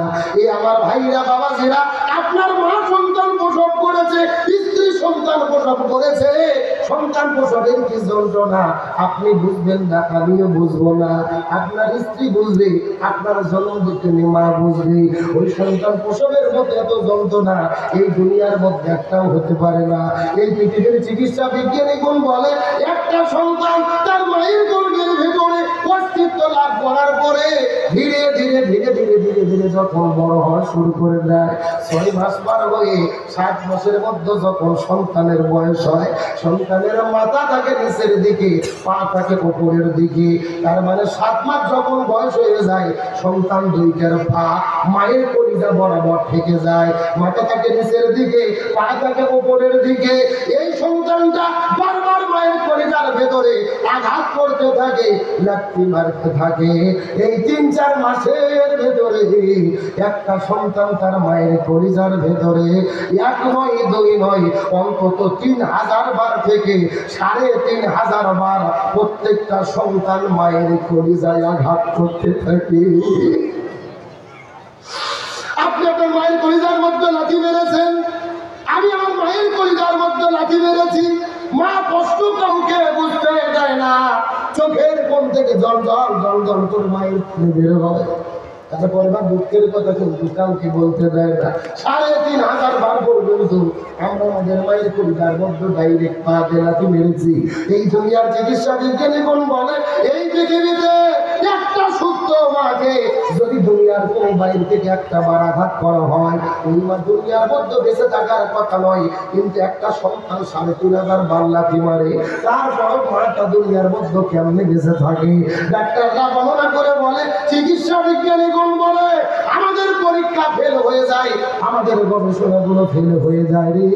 আমরা লক্ষ্য করে দেখেছি, যেই সন্তান মায়ের পরিবার ভেতরে যত বেশি লাথি মারে আঘাত করে, ওই মায়ের সঙ্গে সন্তানের মহাব্বত ভালোবাসা আল্লাহ আরো তত বৃদ্ধি করে দেয়।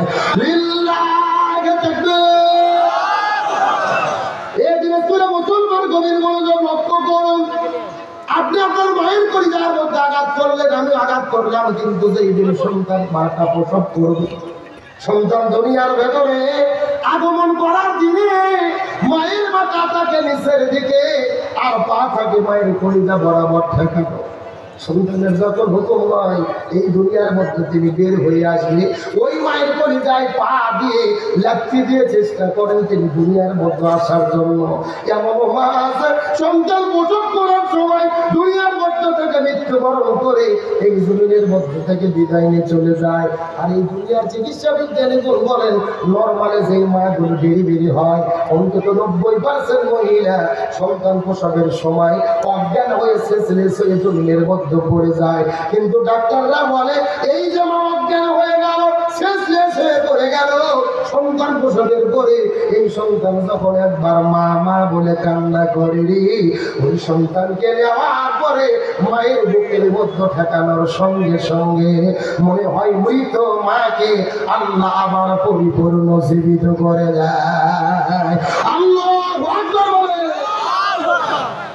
এই যে মুসলমান গভীর মনোযোগ, ওই মাকে কষ্ট দেয়, বাবাকে কষ্ট দেয়, এইরকম কুলাঙ্গার সন্তান দিনাজপুর জেলাতে আছে না নাই? আরো জোরে বলেন। বিয়ের পরে মা হয় বুড়ি আর বাবা হয় বুড়ো, শ্বশুর হয় আব্বা আর শাশুড়ি হয় আম্মা।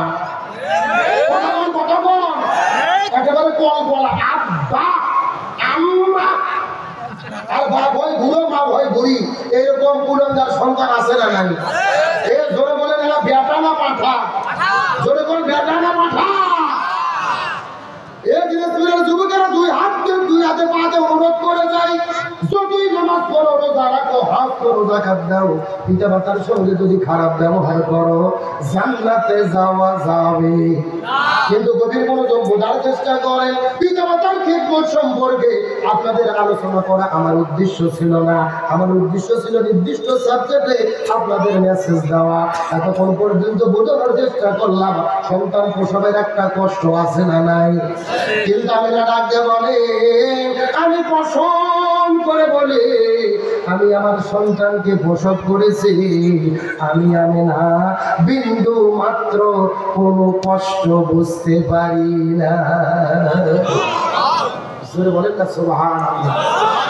তার মানে কি বোঝা গেল? আমার নবীর রহমত ছিল কি ছিল না?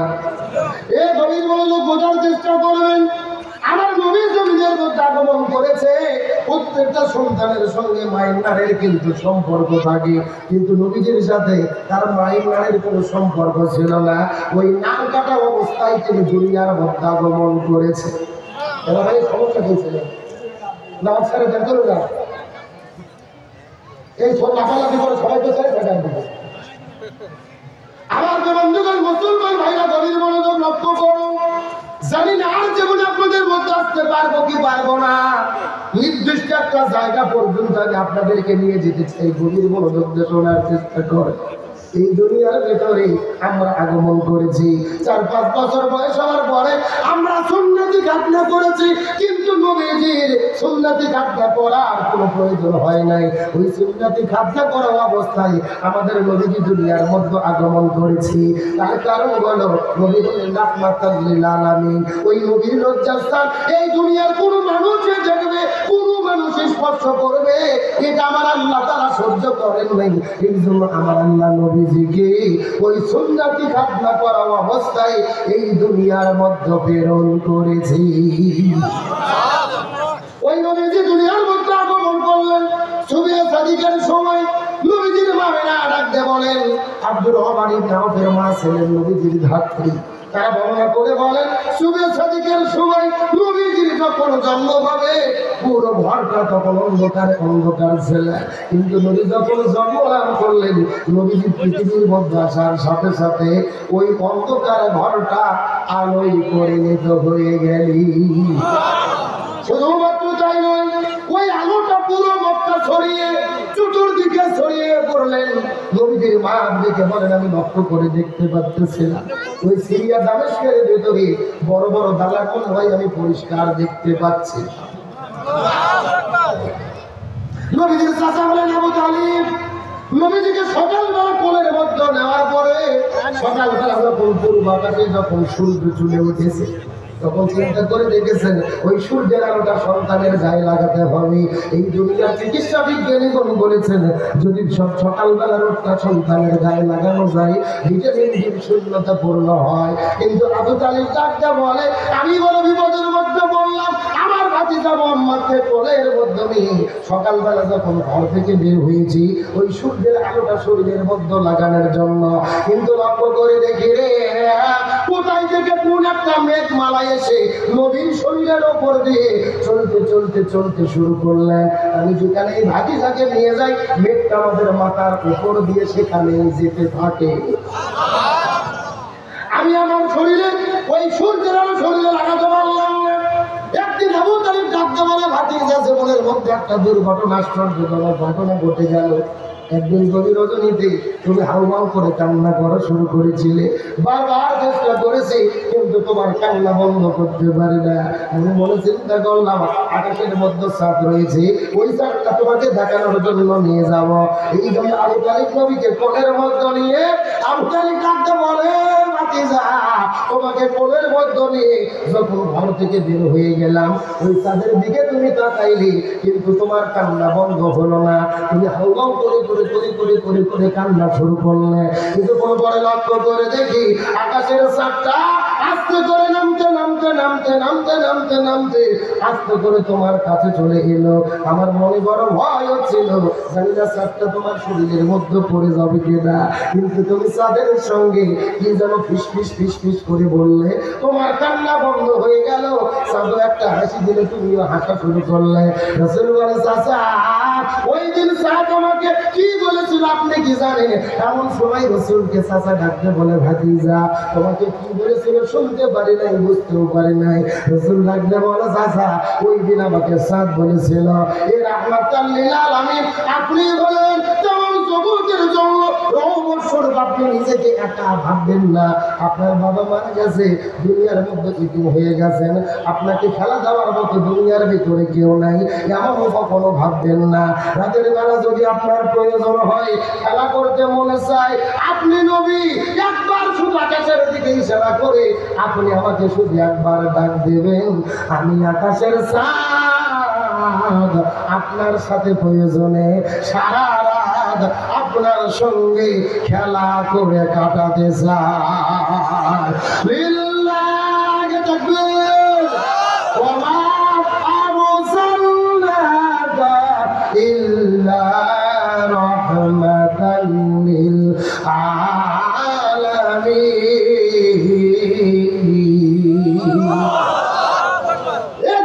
মুসলমান তাহলে কি বুঝলেন?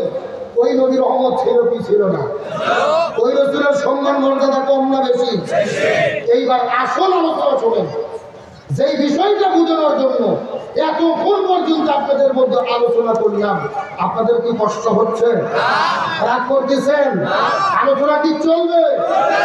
রাসূলের সম্মান মর্যাদা কম না বেশি? এই দিনে মুসলমান গভীর মনোযোগ লক্ষ্য করুন। নবীর জন্মের কিছুদিন আগে নবীর বাবা দুনিয়ার মধ্য থেকে বিদায় নিয়ে চলে গেছেন। নবীর জন্মের কিছুদিন পরে মা জমিনের মধ্যে থেকে বিদায় নিয়ে চলে গেছে। তার মানে বোঝা গেল নবীর মতো এত বড় ইতিম এই দুনিয়ার ভেতরে কেউ ছিল। শিশুকালে মইরা গেছে মা, গর্ভে থাকতে মরছে পিতা, নবী চোখে দেখিলেন না। আমাকে করিবে লালন পালন, কে দিবে যন্ত্রণা, এই দুনিয়ার বড় এতিম নবী ছিলেন একজনা। আমার বন্ধুদের মুসলমান ভাইরা গভীর মনোযোগ, নবীর বাবা গেলেন, মা গেলেন, দাদা গেলেন, নবীর চাচা আবু তালিব নবীকে বাড়ির মধ্যে থাকার মতো জায়গা দিলেন, খাবার মতো খাদ্য দিলেন, পোশাক পরার জন্য পোশাকটা দিয়ে দিলেন, সন্তানের মতো ভালোবাসা দিয়ে স্নেহ দিয়ে তাকে লালন পালন করলেন। কিন্তু প্রশ্ন করি, দেখে বলেন তো, ওই আবু তালিবকে জান্নাতে যেতে পারবে? এর জন্য বলেন পারবে? কেন পারবে না? আজকের আলোচনার মেইন টপিক, রসুলকে থাকতে জায়গা দিলেন, বাড়িতে খাবার দিলেন, পোশাক দিলেন, সন্তানের মতো লালন পালন করলেন, ওই নবীর চাচা আবু তালিব কেন জাহান্নামের মধ্যে যাবে? জানার দরকার আছে না নাই? এটা যদি বোঝেন তাহলে আজকের 2 ঘন্টার আলোচনা আপনাদের মধ্যে ক্লিয়ার হয়ে যাবে। আপনাদের কি কষ্ট হচ্ছে? কিন্তু 2-1 করে উৎকিত করে কারা? না, 2-1 উঠে গেলে কিন্তু মন খারাপ হয়। আলোচনা কি চলবে? জোরে বলেন চলবে। তার রসুলের চাচা আবু তালিব কোথায় যাবে? জান্নাতে কেন যাবে আমি বলবো, তবে এখন যদি অনুমতি দেন আমি মহিলাদের জন্য 2 মিনিট কিছু বলবো। বলার দরকার আছে না নাই? তার কারণ আমি শুনেছি আজকে পুরুষের চেয়ে মহিলার সংখ্যায়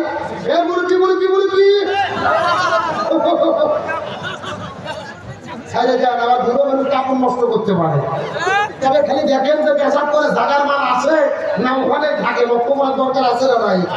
আলোচনা চলছে চলছে, ওটাউটি করা যাবে? রসুলের চাচা আবু তালিব জান্নাতে যাবে কেন আমি বলবো, তার আগে বাবনদের আলোচনা করার দরকার আছে না ভাই? আমার বন্ধুগণ, মুসলমান ভাইরা গভীর মনোযোগ লক্ষ্য করো। আমার নবীজি মিরাজের রজনীতে সর্বপ্রথম চলে গেলেন জান্নাতটা পরিভ্রমণ করার জন্য। ওই জান্নাতটা দেখার পরে নবী যখন জান্নাতের মধ্যে চলে গেছে, ওই জান্নাতে যাওয়ার পরে লক্ষ্য করে দেখে ওই জান্নাতের মধ্যে হাজার হাজার মহিলাদেরকে আগুন দিয়ে দাও দাও দাও দাও করে জ্বালানো হচ্ছে। এই মহিলাগুলো চিৎকার করে চেঁচামেচি করতেছে, আর মহিলাদের মাথার উপরে কিছু কাকগুলো বসে থেকে তাদের মাথার মগজগুলো ঠুকুরে ঠুকুরে খাচ্ছে। এই দৃশ্য দেখে আপনার নবীজির মনটা বড় খারাপ হয়ে গেলেন। জিবরাইলকে জিজ্ঞেস করে বলে, ভগবান জিবরাইল, এই মহিলাগুলো কারা? জান্নাতের ভেতরে আগুন দিয়ে যাদেরকে দাও দাও করে আগুন দিয়ে পুরানো হচ্ছে, যাদের মাথার উপরে কাকগুলো বসে থেকে মাথার মগজগুলো ঠুকরে ঠুকরে খাচ্ছে, জানতে চাই। জিবরাইল বলে, ইয়া রাসূলুল্লাহ, এই মাত্র আল্লাহ জানাইয়া দিয়েছে আপনার উম্মতের ভেতরে অধিকাংশ মহিলারা জাহান্নামে যাবে। অধিকাংশ মহিলাগুলো যাবে কোথায়? এই কথা শোনার পরে নবীজির মনটা বড় খারাপ হয়ে গেল। জিবরাইলকে জিজ্ঞেস করলেন, হে ভাই জিবরাইল, অধিকাংশ মহিলা কেন জাহান্নামের মধ্যে যাবে? তার কারণ তোমার কাছে জানতে চাই। জিবরাইল ডাকতে বলে, ইয়া রাসূলুল্লাহ, অধিকাংশ মহিলা জাহান্নামের মধ্যে যাবে, এর পেছনে কারণ হলো 2টা। জোরে বলেন কয়টা? সাউন্ড নাই। আপনাদের কি কষ্ট হচ্ছে? এই যে আমি বসে আছি একেবারে মাঝখানটা সোজা, ডান দিকে এক ভাগ, বাম দিকে আর এক ভাগ। আপনারা মুখ বন্ধ করে থাকেন, আপনারা বলেন তো দেখি, অধিকাংশ মহিলা জাহান্নামে যাবে, তার পেছনে কারণ হলো কয়টা? আরো জোরে। আপনারা মুখ বন্ধ করেন, আপনারা বলেন তো দেখি, অধিকাংশ মহিলা জাহান্নামে যাবে, তার পেছনে কারণ হলো কয়টা? ওরে বাবা, এই ভাগ করে দিয়ে না সাউন্ড আসছে, তার মানে আপনার আলোচনা করতেছেন না। এই দেশের মুসলমান গভীর মনোযোগ, আরে কয়েকটা মিনিট আপনাদের মতো কথা বলবো। জানে যারা আছেন কথা বলবেন, বামে যারা আছেন তারাও কথা বলবেন, মঞ্চে যারা বসে আছেন তারাও কথা বলবেন। সবাই মিলে চিৎকার করে বলেন তো, অধিকাংশ মহিলা জাহান্নামে যাবে, তার পেছনে কারণ হলো কয়টা? আরো জোরে। জোর হলো না। এই কথা বলার পরে রাসূল জিবরাইলকে জিজ্ঞেস করে বলেন, ও ভাই জিবরাইল, কোন দুইটা কারণে অধিকাংশ মহিলা জাহান্নামের মধ্যে যাবে বলেন তো দেখি। জিবরাইল ডাকতে বলে, ইয়া রাসূলুল্লাহ, এই দুইটা কারণের ভেতরে প্রথম নাম্বার কারণ হলো যেই সমস্ত মহিলাগুলো মাথার চুলগুলো বের করে আজরা পাজরা বের করে বেপরদা অবস্থায় রাস্তাঘাটে ঘোরাফেরা করে, ওই সমস্ত মহিলাগুলো জাহান্নামের মধ্যে যাবে। তার মানে বোঝা গেল বেপরদা নারী যারা জাহান্নামে যাবে তারা এই শূন্যস্থান করুন, বোঝেন না? এমন সাউন্ড দেবেন মহিলাদের প্যান্ডেল যেন পার হয়ে যায়। রাজি আছেন? এ বেপরদা নারী যারা না সবাই কিন্তু এখনো মুখ খোলেনি। এর আপনাদের কি ভয় ধরেছে? দোকান থেকে বউ রাগ করতে থাকার উচিত। এই জন্য একসাথে একটু গোলা কাকে দাঁত দিকে বেপরদা নারী যারা, আরো জোরে বলেন বেপরদা নারী যারা। এখন বলেন বাংলাদেশে বেপরদা নারী আছে না? আছে? যার যার বউ পর্দা করে না হাত করেন তো, এই যে দুইজন, আর বাকি করে বউ সব আল্লাহর ওলি। আমি আবত্রী, আমি কি কিছু বলবো? এ যুগের নারীদের ধরন বলিতে লাগে শরম। সকালবেলা আর সকালবেলা বরকা পরে, বিকেল বেলা ওরনা নাই দাদা ভাই, ডিজিটাল দেশ বুঝিয়ে তাই। কথা বলেন। সকালে দেখবেন এমন ভাবে বরকা পরে মনে হচ্ছে এই মাত্র জান্নাত থেকে পালিয়ে এসেছে, চেনার কোনো বুদ্ধি নেই। আবার বিকেলে বরকা তো দূরের কথা, শরীরে ওড়না পর্যন্ত থাকে। আর ওড়না যদি আমার দিকে তাকান এইরকম হাতের মধ্যে পেঁচাইয়া এই দড়ির মতো পেঁচাইয়া, চকলেটের মতো মোড়াইয়া, লাশের মতো পেঁচাইয়া এই গলার মধ্যে দিয়ে পেছন দিকে ফেলে দেয়। আছে না নাই? আচ্ছা বলেন তো, পেছনে ঢাকার কি কিছু আছে? এগুলো পর্দা না বাটবাড়ি? আর নারী হলো ঘরের সবার স্বামীর সেবা করে। এখন উল্টো দেখি নারীরা সব স্বামীকে ধরে মারে। ঠিক কারা কারা বইয়ের হাতে মার খাচ্ছেন হাত উঠান তো দেখি। এ উঠান ওই যে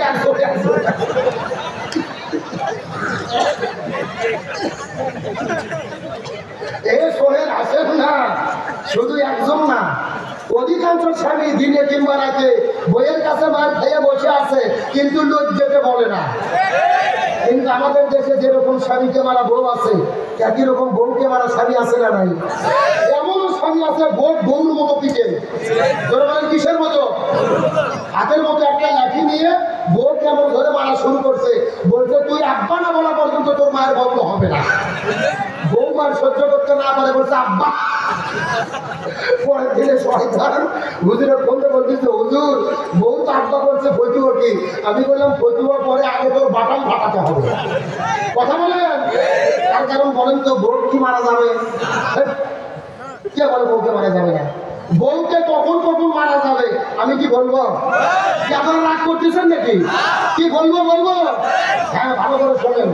বউ যদি শরীয়ত বিরোধী কাজ করে, ইসলাম বিরোধী কাজ করে, জিনা ব্যভিচার করে, স্বামীর আনুগত্যের বাইরে কাজ করে, তখন বউকে মারা যাবে। কিন্তু মারবেন কোথায়? আমার দিকে তাকান।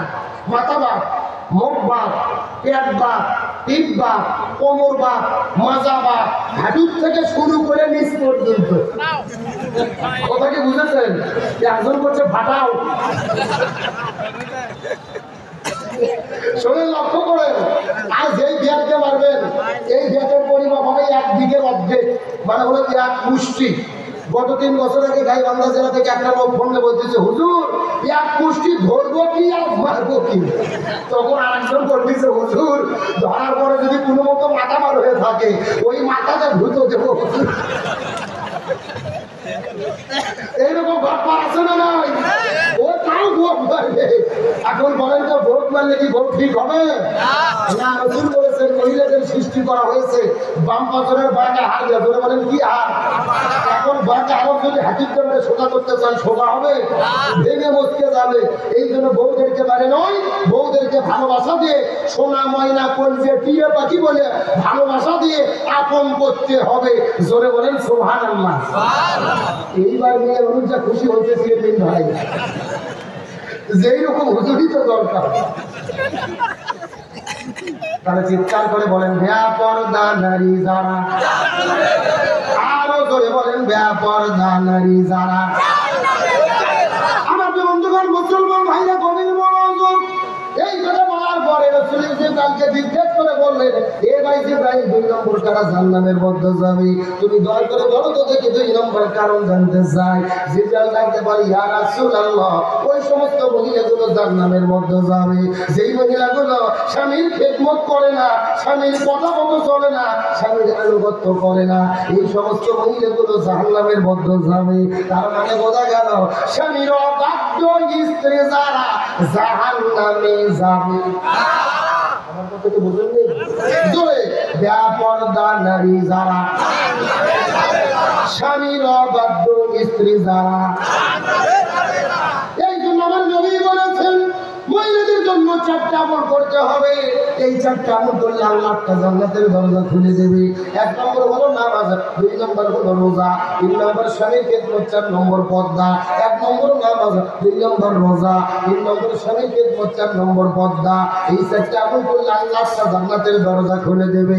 কিন্তু দিনাজপুর জেলার ভেতরে, বীরগঞ্জ থানার ভেতরে মা বোনদের সমস্যা হলো তারা নামাজে খুবই পাকা পড়তো, স্বামীর চাইতে স্ত্রীরা বেশি নামাজ পড়ে, তারা রোজাতেও পাকা, জীবন চলে যাবে কিন্তু রোজা ছাড়বে না। নামাজও পড়ে রোজাও রাখে, কিন্তু সমস্যা হলো 2 জায়গায়। 1 নম্বর পর্দা করে না, আর 2 নম্বর স্বামীর খেদমতে ধার দেও যায়। কথা কি ক্লিয়ার? ঠিক না ঠিক? নামাজ পড়ে রোজাও রাখে, সমস্যা হলো 2 জায়গায়। 1 নম্বর পর্দা করে না, আর 2 নম্বর হলো স্বামীর খেদমত করতে চায় না। বাড়িতে যখন থাকে ময়লা কাপড় পরে পেটনি সেজে থাকে, আর যখন কপ্পা সাদা সাজে তখন চিন্তা করবেন বউ আর বাড়িতে থাকবে না, কোথাও যাবে। আমার বউ যখন পরিমণি সাজে রাস্তাতে হেঁটে যায়, এইরকম বুড়ো চাষা 20 বিঘে দূরে থেকে সেখানে থেকে কয় কার বউ যাবে, কার বউ যাবে, কথা কোন একজন বলতেছে কে চাষা বুড়ো হয়েছেন, তখন চাষা বলছে বয়স বেশি হয়েছে, মন তো বুড়ো হয় না। শোনেন, এই চাষার কোনো দোষ নেই, দিনাজপুর জেলার যুবকদের কোনো দোষ নেই। মা বোনেরা যদি পর্দা করতো, আমার দেশের যুবকেরা মহিলাদেরকে ইফতিজিং করার চান্স পেত না। আমি কোনো যুবকদেরকে দোষ চাই না। ভালো করে বোঝেন, আপনাদের এই গ্রামের নাম কি? সংখ্যা। এই গ্রামের 20 বছরের একটা সুন্দরী যুবতী মেয়ে, মনে করেন পরিমণির মতো সুন্দর, এত সুন্দর একটা মহিলা কালো বর্ষা করছে, হাত বাঁধা পা বাঁধা মুখ ঢাকা, যদি একেবারে বর্ষা করে হাটের বাজারের ভেতর দিয়ে হেঁটে যায়, তখন এই যুবকেরা যায় কি বলবে? বলবে আসসালামু আলাইকুম খালাম্মা, কেমন আছেন? কথা বন্যাটা তার কারণ ভেতরে জিনিসটা দেখি বোঝা তো যাচ্ছে না, ওটা খালা। কিন্তু আপনার বইয়ের বয়স যদি 40 বছর হয়, 40 বছরের বুড়ি আদ্রা পাদ্রা বার করে সব কিছু ফাঁকা করে মমতাজ মার্কা সাজ দিয়ে রাস্তা দিয়ে যদি হেলে দুলে রূপ বানে নাচে কবর দুলাইয়া হেঁটে যায়, এই যুবকেরা যাওয়ার পরে কি খালা বলবে? বলবে আসসালামু আলাইকুম আপা, কিছুক্ষণ পরে খেপা।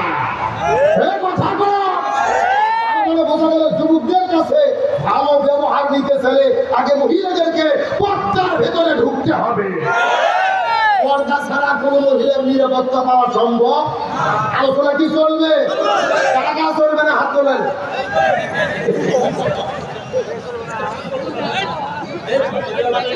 এই সত্য সত্য আলোচনা চলবে, হাত উঠান তো দেখি। আগের মতো নেই, হাত তোলেন। আচ্ছা, আপনাদের এই মাঠে কি ফুটবল খেলা হয়? বিয়ে খেলা হয় না?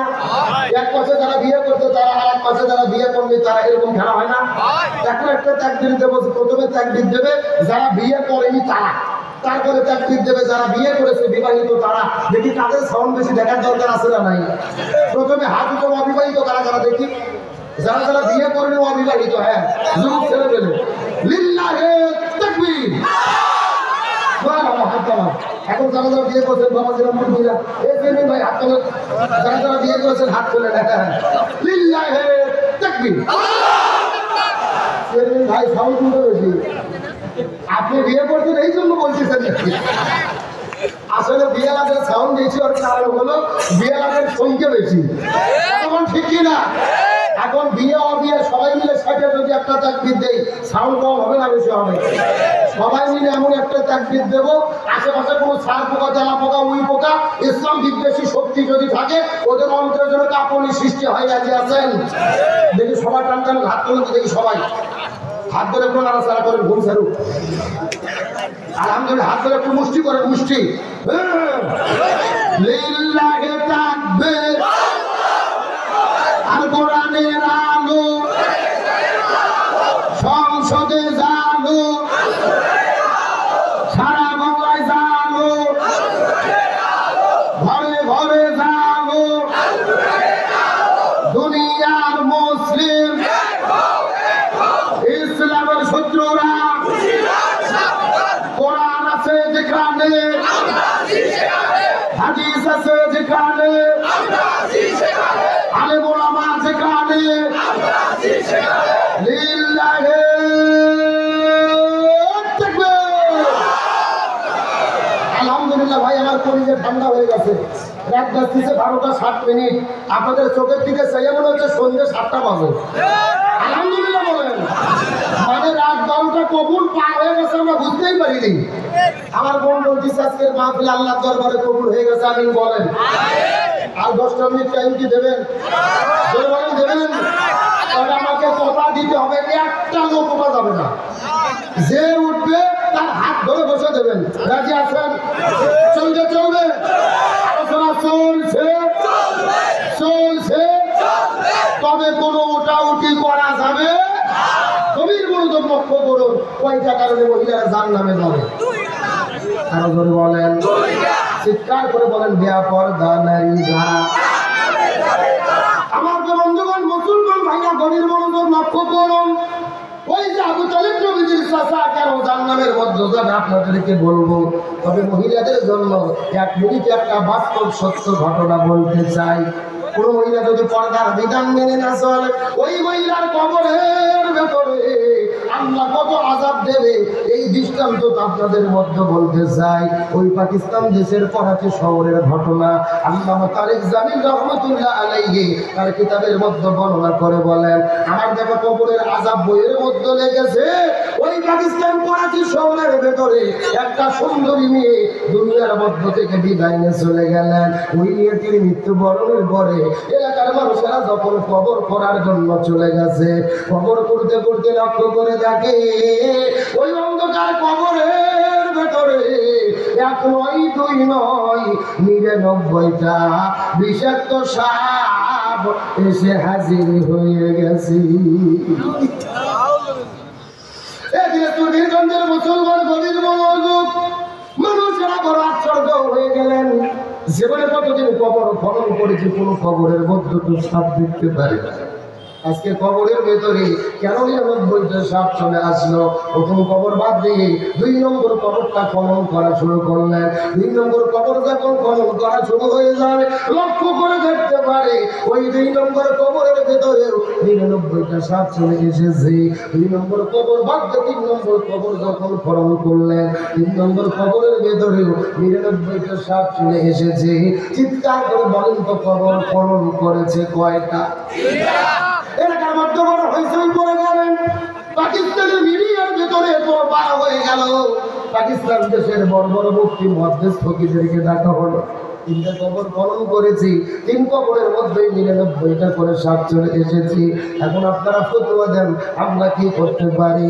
ওই পাকিস্তান দেশের মুফতিরা মিলে ফতোয়া দিয়ে দিল, এ পৃথিবীর মানুষেরা রে, 3টা কবর খনন করেছো, একটা কবর খনন করেছো, সব কবরের মধ্যে সাপ চলে এসেছে।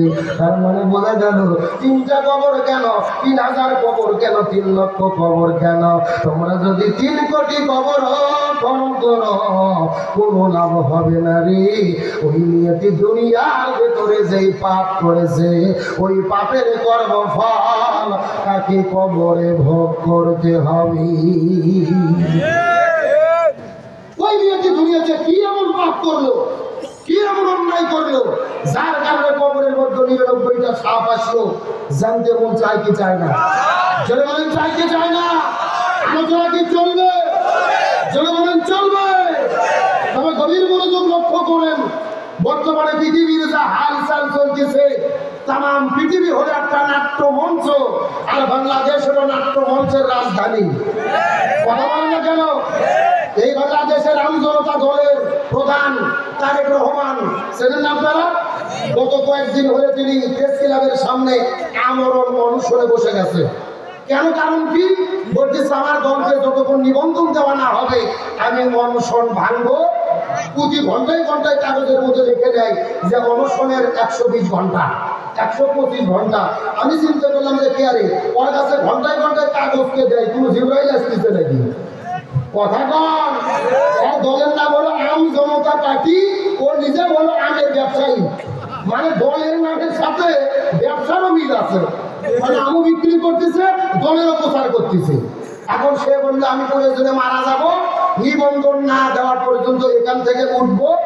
আমাদের বন্ধুরা হিরো আলম যে দেখি একেবারে জোরে জোরে কপালে চুমু খাওয়া শুরু করেছে, মনে হচ্ছে স্বামীটার বোধ চুমু দিচ্ছে। এবং ওই ঢাকার ইশরাক দিয়ে কানে কানে কি যেন ফুসফুস ফুসফুস করে বক্তব্য দিল। আজকে সন্ধ্যার পরে তিনি বলেছেন আমি অনশন ভেঙে ফেললাম, আর অনশন করবো না। কারণটা কি? গত 3 দিন আগে তার দলের একটা মহিলা কর্মী রাতের বেলা যায় সাংবাদিকদের বলতেছে আপনারা সরেন, ক্যামেরা বন্ধ করেন, এখানে থাকতে পারবেন না। কারণ কি?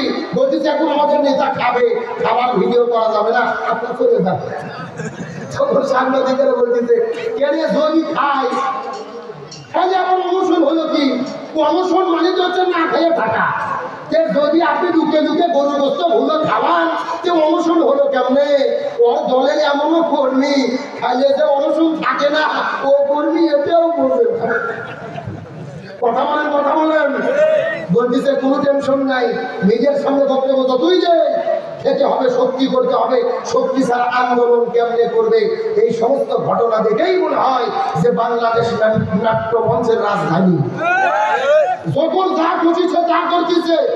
এই তারেক রহমান আগে প্রথমে বিপিনুরের গণ অধিকার পরিষদের দলে ছিল, ওখান থেকে দল ভেঙে কিমবিএর সাথে গেল, এখন নিজেই একটা দল করেছে। মানে পুরো দেশে কোনো অফিস নেই, কোনো কর্মসূচি নেই, 4 বন্ধু মিলে এক দল। মানে দল করলেই তো খাওয়া। আমাদের ডক্টর মোহাম্মদ ইউনূস সরকার 1 কোটি টাকা 1 বছরে ব্যয় করতে শুধু এই দলের নেতাদেরকে নিয়ে খাওয়া আর টিফিনে আর নাস্তাতে। জোরে বল সুবহানাল্লাহ। জোরে বলেন আলহামদুলিল্লাহ। তাহলে সব দলের নেতাকে 1 কোটি টাকার নাস্তা করাইছে। এখন তারে চিন্তা করতে এরকম দল থাকলেই তো না। কথা বলেন। আমরা পরিষ্কার করে বলতে চাই, দল আপনি বলেন, সরকার যদি নিয়ম নীতি অনুযায়ী আপনাকে নিবন্ধন দিতে চায় দিক। সরকারকে বলতে চাই নিবন্ধন যাচ্ছে ওকে দিয়ে দেন, দেশের মধ্যে ভেজাল চাই না। এই তারিখ গত 16 বছরে স্বৈরাচারের বিরুদ্ধে আন্দোলন করেছে, আমাদের সহযোগিতা ছিল, সুতরাং তার পক্ষে আমরা আছি। তবে তারিখকেও বলতে চাই একাকে অনশনে বসে নাটক করো না, আর মিডিয়াকে বলতে চাই এই নাটকবাজি বন্ধ করো। সারা দেশে কত খবর, হুজুর গুম হয়ে গেল, ডাক্তার জাকির নায়েক আসতে পারতেছে না, কাদিয়ানীদের উৎপাত বাড়ে গেছে, কোন মিডিয়াতে খবর প্রচার হয় না। তারেক একা একা অনশন করে, হিরো আলম দুধ দিয়ে গোসল করে, এগুলো টেলিভিশনের ব্রেকিং নিউজ। কথা বলেন, মানে এদের আর কোনো খবর নাই মিডিয়ার ভেতরে। এরা এই সমস্ত খবর প্রচার করে জাতিকে আজকে পাগল বানিয়ে ফেলেছে। আর এক পাগল সিদ্দিক ওই তারেকের কাছে যাই আর মোয়াজাত করে আল্লাহ আছে, আমরা একে নিবন্ধন দিয়ে দাও, খালেদা জিয়া সুস্থ করো, তারেক জিয়া দেশে দিও। আগে করতে আওয়ামী লীগ, এখন করতেছে বিএনপি। কথা কি বোঝেন নয়? আগে এক বক্তব্য বলেছিল যে গোপালগঞ্জে একটা আসনও বিএনপি পাবে না, এখন আমার বলতেছে আমি আগে থেকে খাটিয়ে বিএনপির লোক। আমি বিএনপি ভাইদের বলবো, তারেক জিয়াকে বলবো, দয়া করে যারা আওয়ামী লীগ করতো এই সুবিধাবাদীদেরকে দলে ঢুকাবেন না। তারা যদি দলে ঢোকে তারা নিজেরাও ঢুকবে, দলকেও ঢুকাইয়া ছাড়বে। সুতরাং আমরা বলতে চাই পরিষ্কার কথা, আমরা এই জাতি এই দেশ আমরা নতুন করে স্বাধীন করেছি, আর কোনো নাটক ভাওতাবাজি নয়। আমরা সবাই মিলে একতাবদ্ধভাবে এই দেশটাকে নতুন করে গড়তে চাই। কিন্তু জামাত ইসলাম বিএনপির ভাইদের বলবো, দয়া করে নিজেরা আর দলাদলি করবেন না। আমরা জামাত আর বিএনপি যদি মারামারি লাগি, এই সুযোগে ওই স্বৈরাচার হাসিনা দেশের মধ্যে ঢুকে পড়বে। একটা উদাহরণ দিয়ে সামনের দিকে চলে যাব। দুইটা বিড়াল 15 দিন হলে খাবার পায়নি, জোরে বলেন কয়দিন? 15 দিন পরে একটা বাড়িতে যায় দেখে একটা রুটি, জোরে বলেন কি? একটা রুটি দুইটা বিড়াল পাওয়ার পরে, একটা হলো ছোট বিড়াল আর একটা হলো বড় বিড়াল। দুইজনে মিলে রুটি নিয়ে বাড়ি থেকে চুরি করে রাস্তার যে বলতেছে, এখন আমরা দুইজনে ভাগ করে খাবো। ছোট বিড়াল বড় বিড়াল বলতেছে, তুমি তো বড় ভাই, তুমি সমান করে ভাগ করো। এখন বড় ভাই রুটি ভাগ করবে, হঠাৎ করে গাছের উপরে ছিল একটা বানর। বান্দর ছিলেন না, বান্দর লাভ দিয়ে নামে বলতেছে, তোমরা ভাগ করতে পারবা না, আমাকেই দায়িত্ব দাও, আমি তোমাদের ভাগ করে দিই। তখন ছোট বিড়াল আর বড় বিড়াল চিন্তা করে রুটিটা বান্দরের হাতে দিচ্ছে। এখন বান্দর তো খুবই সানা, বলতেছে রুটি কেমনে বন্টন করবো, ডাবি পাল্লা লাগবে। কি লাগবে? একটা ডাবি পাল্লা হাতের মধ্যে নিয়ে এসে রুটি ভাগ করবে। একেবারে সোজা করে বুদ্ধিমতো মাঝখানে ভাগ করে মাপ দিতে হবে, কিন্তু বুদ্ধি করে মাঝখানে না ছিঁড়ে একটু উপর দিকে উঠাইয়া এখানে ছিঁড়ছে। কথা কি বুঝেছেন? একটা ছোট একটা বড়, দুইটা দুই পাল্লাতে দিছে, পাল্লা উপর দিকে উঠেছে, এটা গেছে নিচ দিকে, এটা কাছে কম উপর দিকে। তখন বানর বলতেছে, না আমি তো সমবন্টন করবো, কাউকে কম বেশি করতে দেবো না। এই যে বড় রুটি, একে বড় খেতে দেবো না।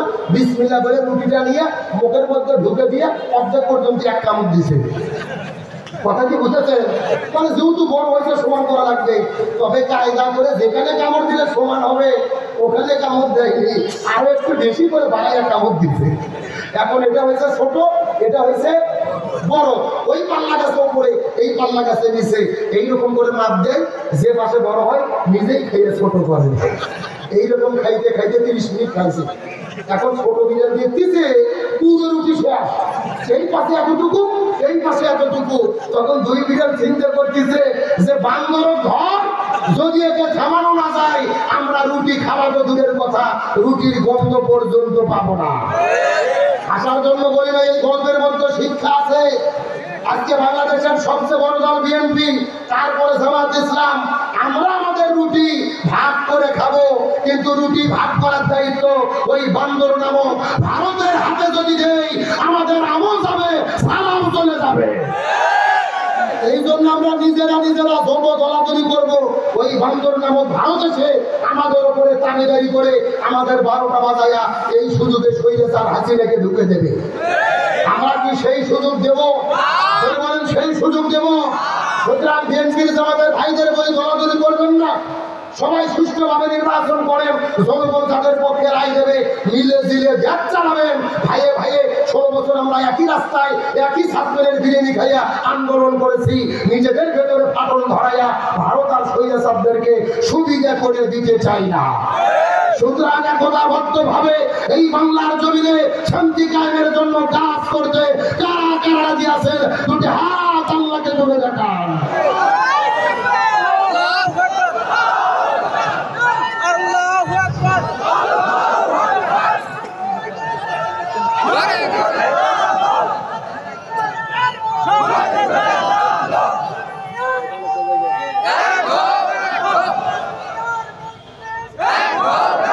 আল্লাহ কবুল করুন, বলেন আমিন।